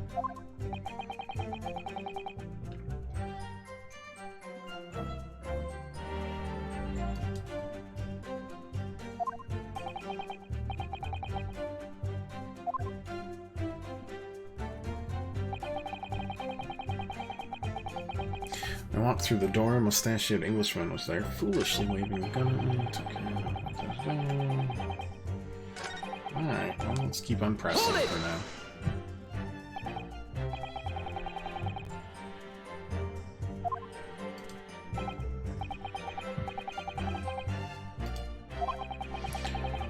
No time for introductions, I value my life over manners. By which you mean the inspector was there to assassinate you, I suppose. Certainly the impression given by my gun pointing in my direction. I've never seen the muzzle revolver shake about so much in my life. Maybe would think the man had never shot anybody before. Believe it or not, most of us haven't. Anyway, there was no time to call for the help of the crewman at the door. So I dealt with the man myself. Hold it!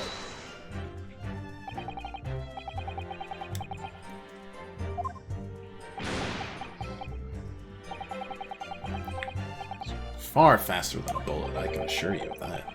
Surely all the commotion caused the crewman to come in, didn't it? Yes, of course. He burst in immediately without knocking. Inspector hurled himself at the stocky fellow and just managed to slip past him to make his escape. Yeah, of course, yeah, sure. Outstanding guard does it again. Lucky there aren't many situations I can't get out of using the pawn. Let's see what I throw. Imagine his watch is broken when I threw him over my shoulder. Sure. Yeah.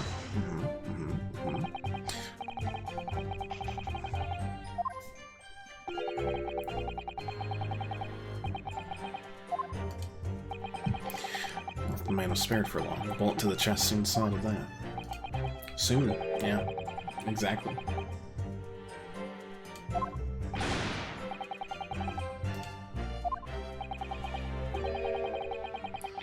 It doesn't ring quite true no shot was fired in that cabin, because there was an obvious bullet hole in the wall. What are you talking about? It was the termites. Don't care for such fiction as that.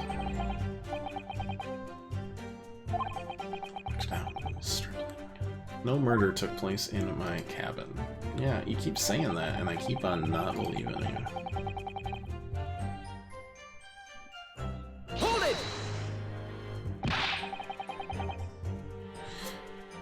No evidence proves the victim ever returned to London. Let's take a moment to think that idea through.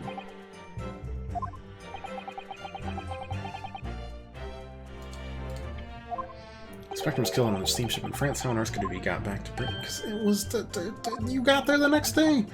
People die, their bodies remain at that same spot. This is some bullshit logic. Culprit moved the body. How exactly? Carrying a corpse off a ship in your arms would raise a few eyebrows. Yeah, it's just in the frickin' trunk, dude. All passenger luggage is inspected when it is unloaded. I'd like to think the border police would query the corpse of an English gentleman as hand luggage. They're not going to check inside the trunk, though.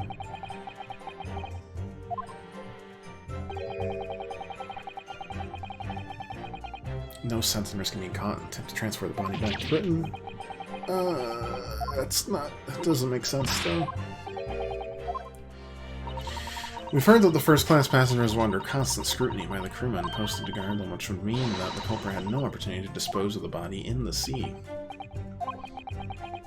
Transporting the body to Britain may have been the only viable alternative. You really are new to this, aren't you? Thought I'd been perfectly clear, but it seems I'm going to have to explain it in words you can understand. My lord, you gotta alter my testimony with your consent.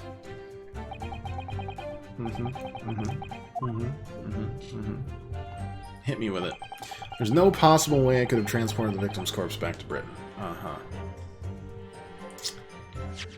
Why not? You hid in this... You hid in here.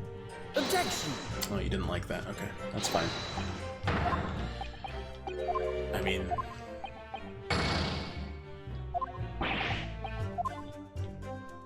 Very rude. I guess we'll press on this really quick first. There's an idea. Think about it, Stripling. All the passengers and crew disembarked at the same time, passed through the same checks at the border. Posing and guests were then driven straight to the hotel, and carriages organized by the military. We met you as soon as you arrived in the hotel. So you did. Then remind me, did I have a corpse over my shoulder? No, but you certainly had a... That might be in the background. The case might be in the background. The case might be in the background of the picture that we had.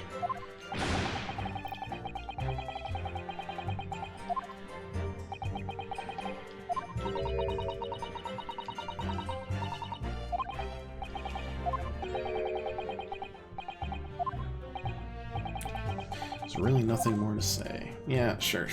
But there really is.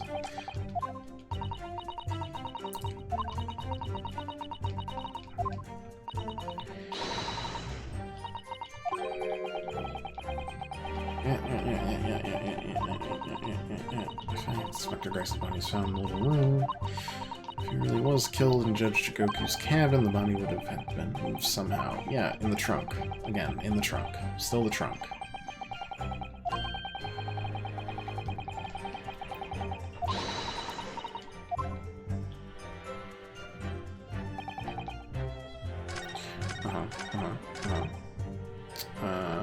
Show me the picture again.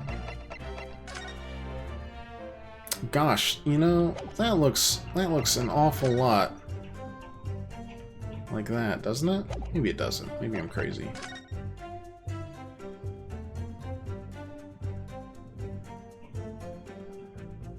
One, two, three, four. Maybe not. Maybe that isn't right.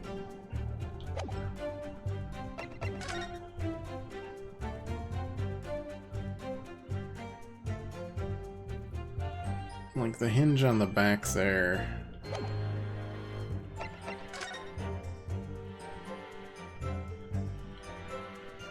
Well,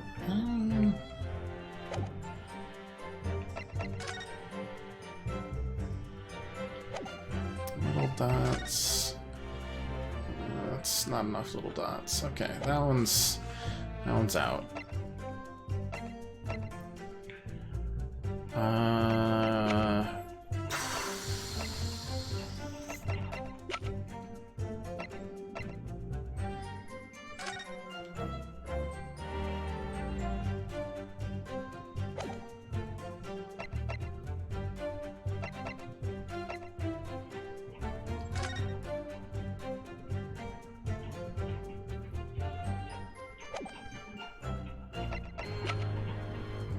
Is that the only way we could think of it?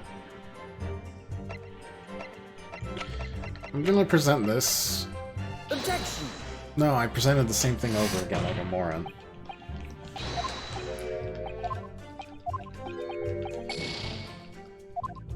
That's a my B moment.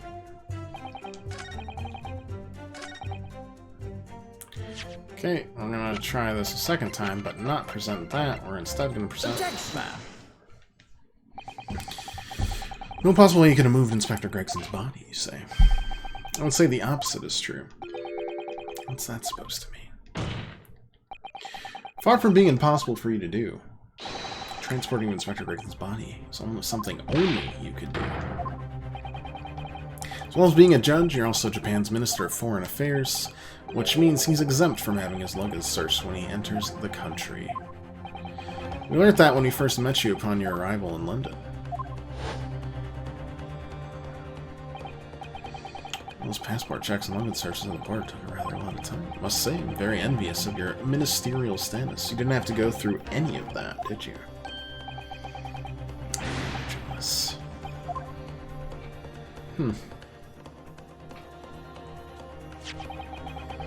Presume you recall this, Judge Jigoku?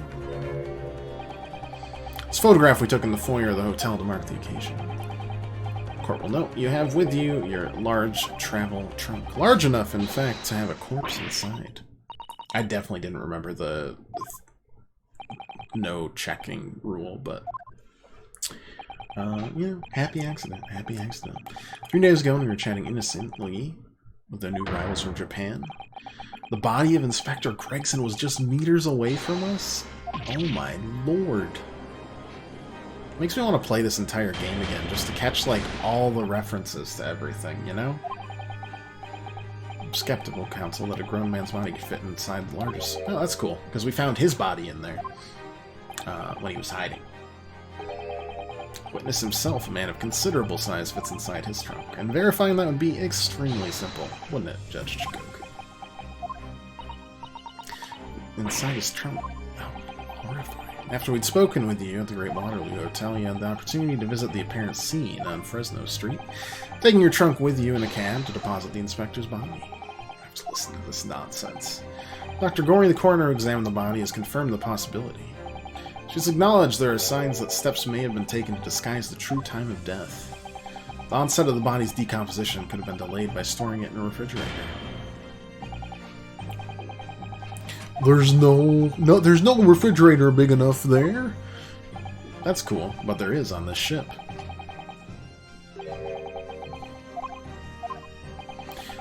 They're equipped with electrically refrigerated cold rooms to keep food fresh on the long voyages, and the grouse is no exception.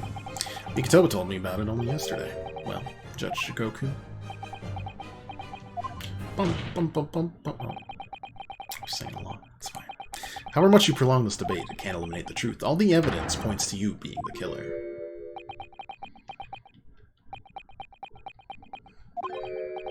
Well, this is all very heartening. I can see that it was a wise move, letting Asogi and you embark on this study tour. What are you talking about now? Logical reasoning, of course. All court proceedings will be built on logical reasoning in the new century. And I can see that you've both laid firm foundations for that already. Stop diverting attention from the issue at hand, please. The defense has made an accusation against you. How do you respond? Respond? There's really no need for me to respond, is there? Whatever not. Because before you can even begin to answer the question of when the victim was killed, you must first establish one key fact. Where was the victim killed? It's quite logical. Your room. Your room. Prosecution's stance is unaltered. The killing took place on Fresno. Of course it is. Jeez Louise, stop pursuing it. Lord Almighty. No tangible evidence exists to disprove the prosecution's claim at this time. The defense's deductions amount to little more than an elaborate fairy tale. That's how logical reasoning the British are known for really works, young stripling. The victim was shot in that little room on Fresno Street and died instantly. I'm afraid it's the prosecution's claim. That's the only fairy tale here. How can you say that? Quite simply, because the claim directly contradicts a certain piece of evidence in our possession. Very tantalizing, counsel. I think you better explain yourself to the court, don't you? Prosecution claims Inspector Gregson died instantly when he was shot at the scene on Fresno Street. This evidence clearly contradicts that claim.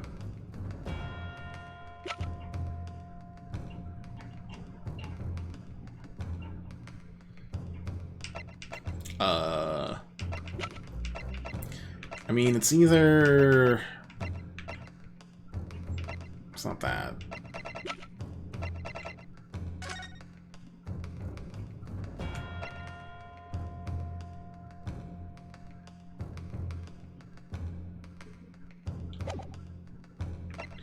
It's either the handprint here, or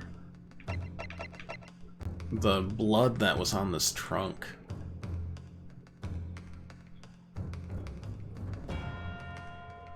Take that!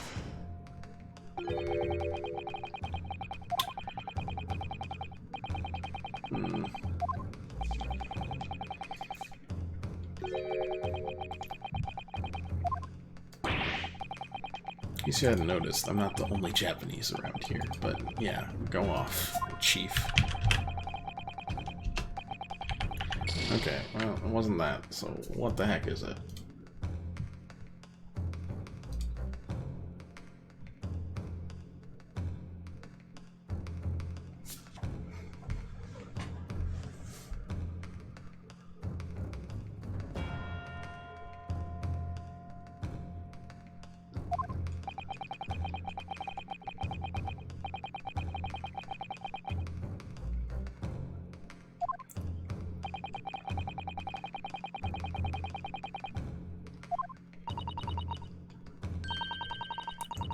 Okay, present the correct one this time. Yeah, that's fine.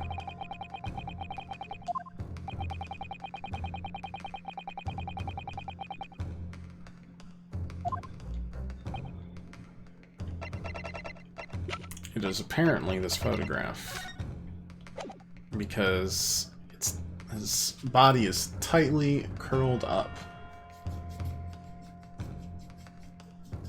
Take that! As in, stuffed into a trunk and pulled out. The point is the posture of the body itself. If Inspector Gregson had been shot there in that room, it's out of the question his body would have been curled up in a ball like that. I'm sorry to disappoint you, but your logic is flawed. You could have easily adopted that fetal position due to the pain of the shot, which subsequently proved fatal. Yeah, well, if he did that, then he wouldn't be instantly dead, would he?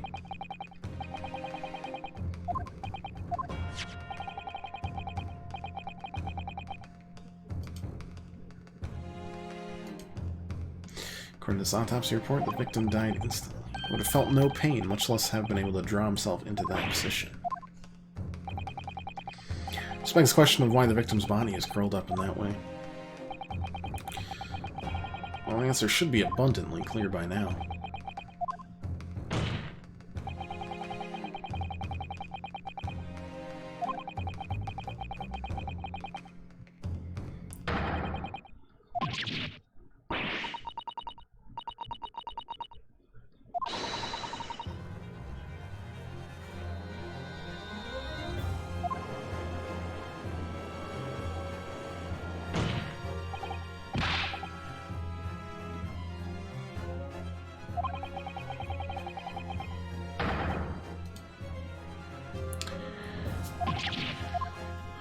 Let's look at the trunk for cases, or traces of blood.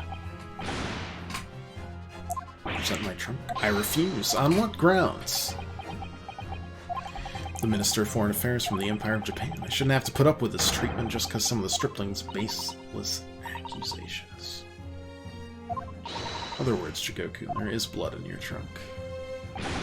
I decline to answer that. As the Minister of Foreign Affairs, I have privileges that allow me to.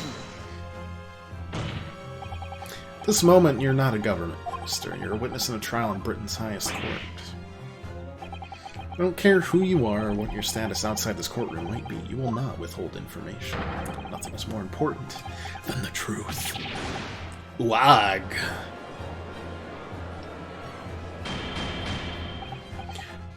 Order of the court. Oh, Mr. Jigoku, what's it gonna be? You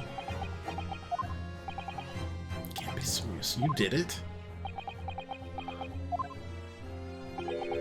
Have you no shame at all, Kazuma Asogi? What? Very well, I admit it. I did bring the inspector's body into the country. Inside my trunk, exactly as postulated by the defense. Outrageous. So it was you. You admit to... No. I admit to nothing more than what I've said. Of killing the man, I certainly have no recollection. What is that cryptic statement supposed to mean? I merely disposed of the body, which was left in my cabin, in order to avoid unwanted attention. As the judicial assistant over there pointed out, I had no chance to throw it into the ocean. So I decided my only option was to bring it into Britain with me and dispose of it somewhere else. I still can't deny it. If you didn't do it, then who on earth did kill the man? As you know, there was one other person in my cabin that night. He had the opportunity. And moreover, I already accepted a mission to take the inspector's life. That's right, I was gonna say it was you, Asogi. You.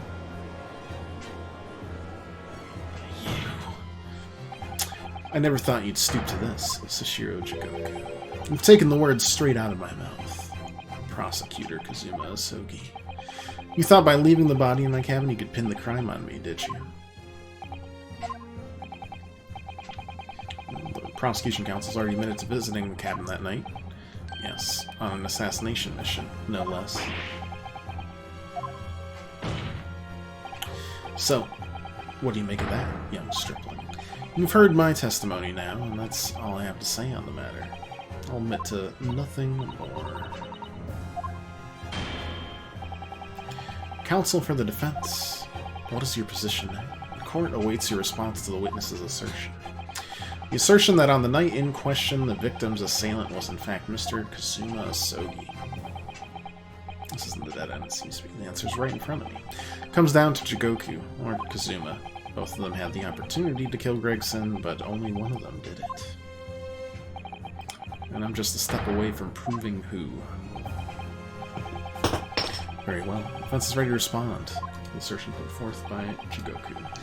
The idea the victim's murder could have been committed by Prosecutor Sogi is impossible.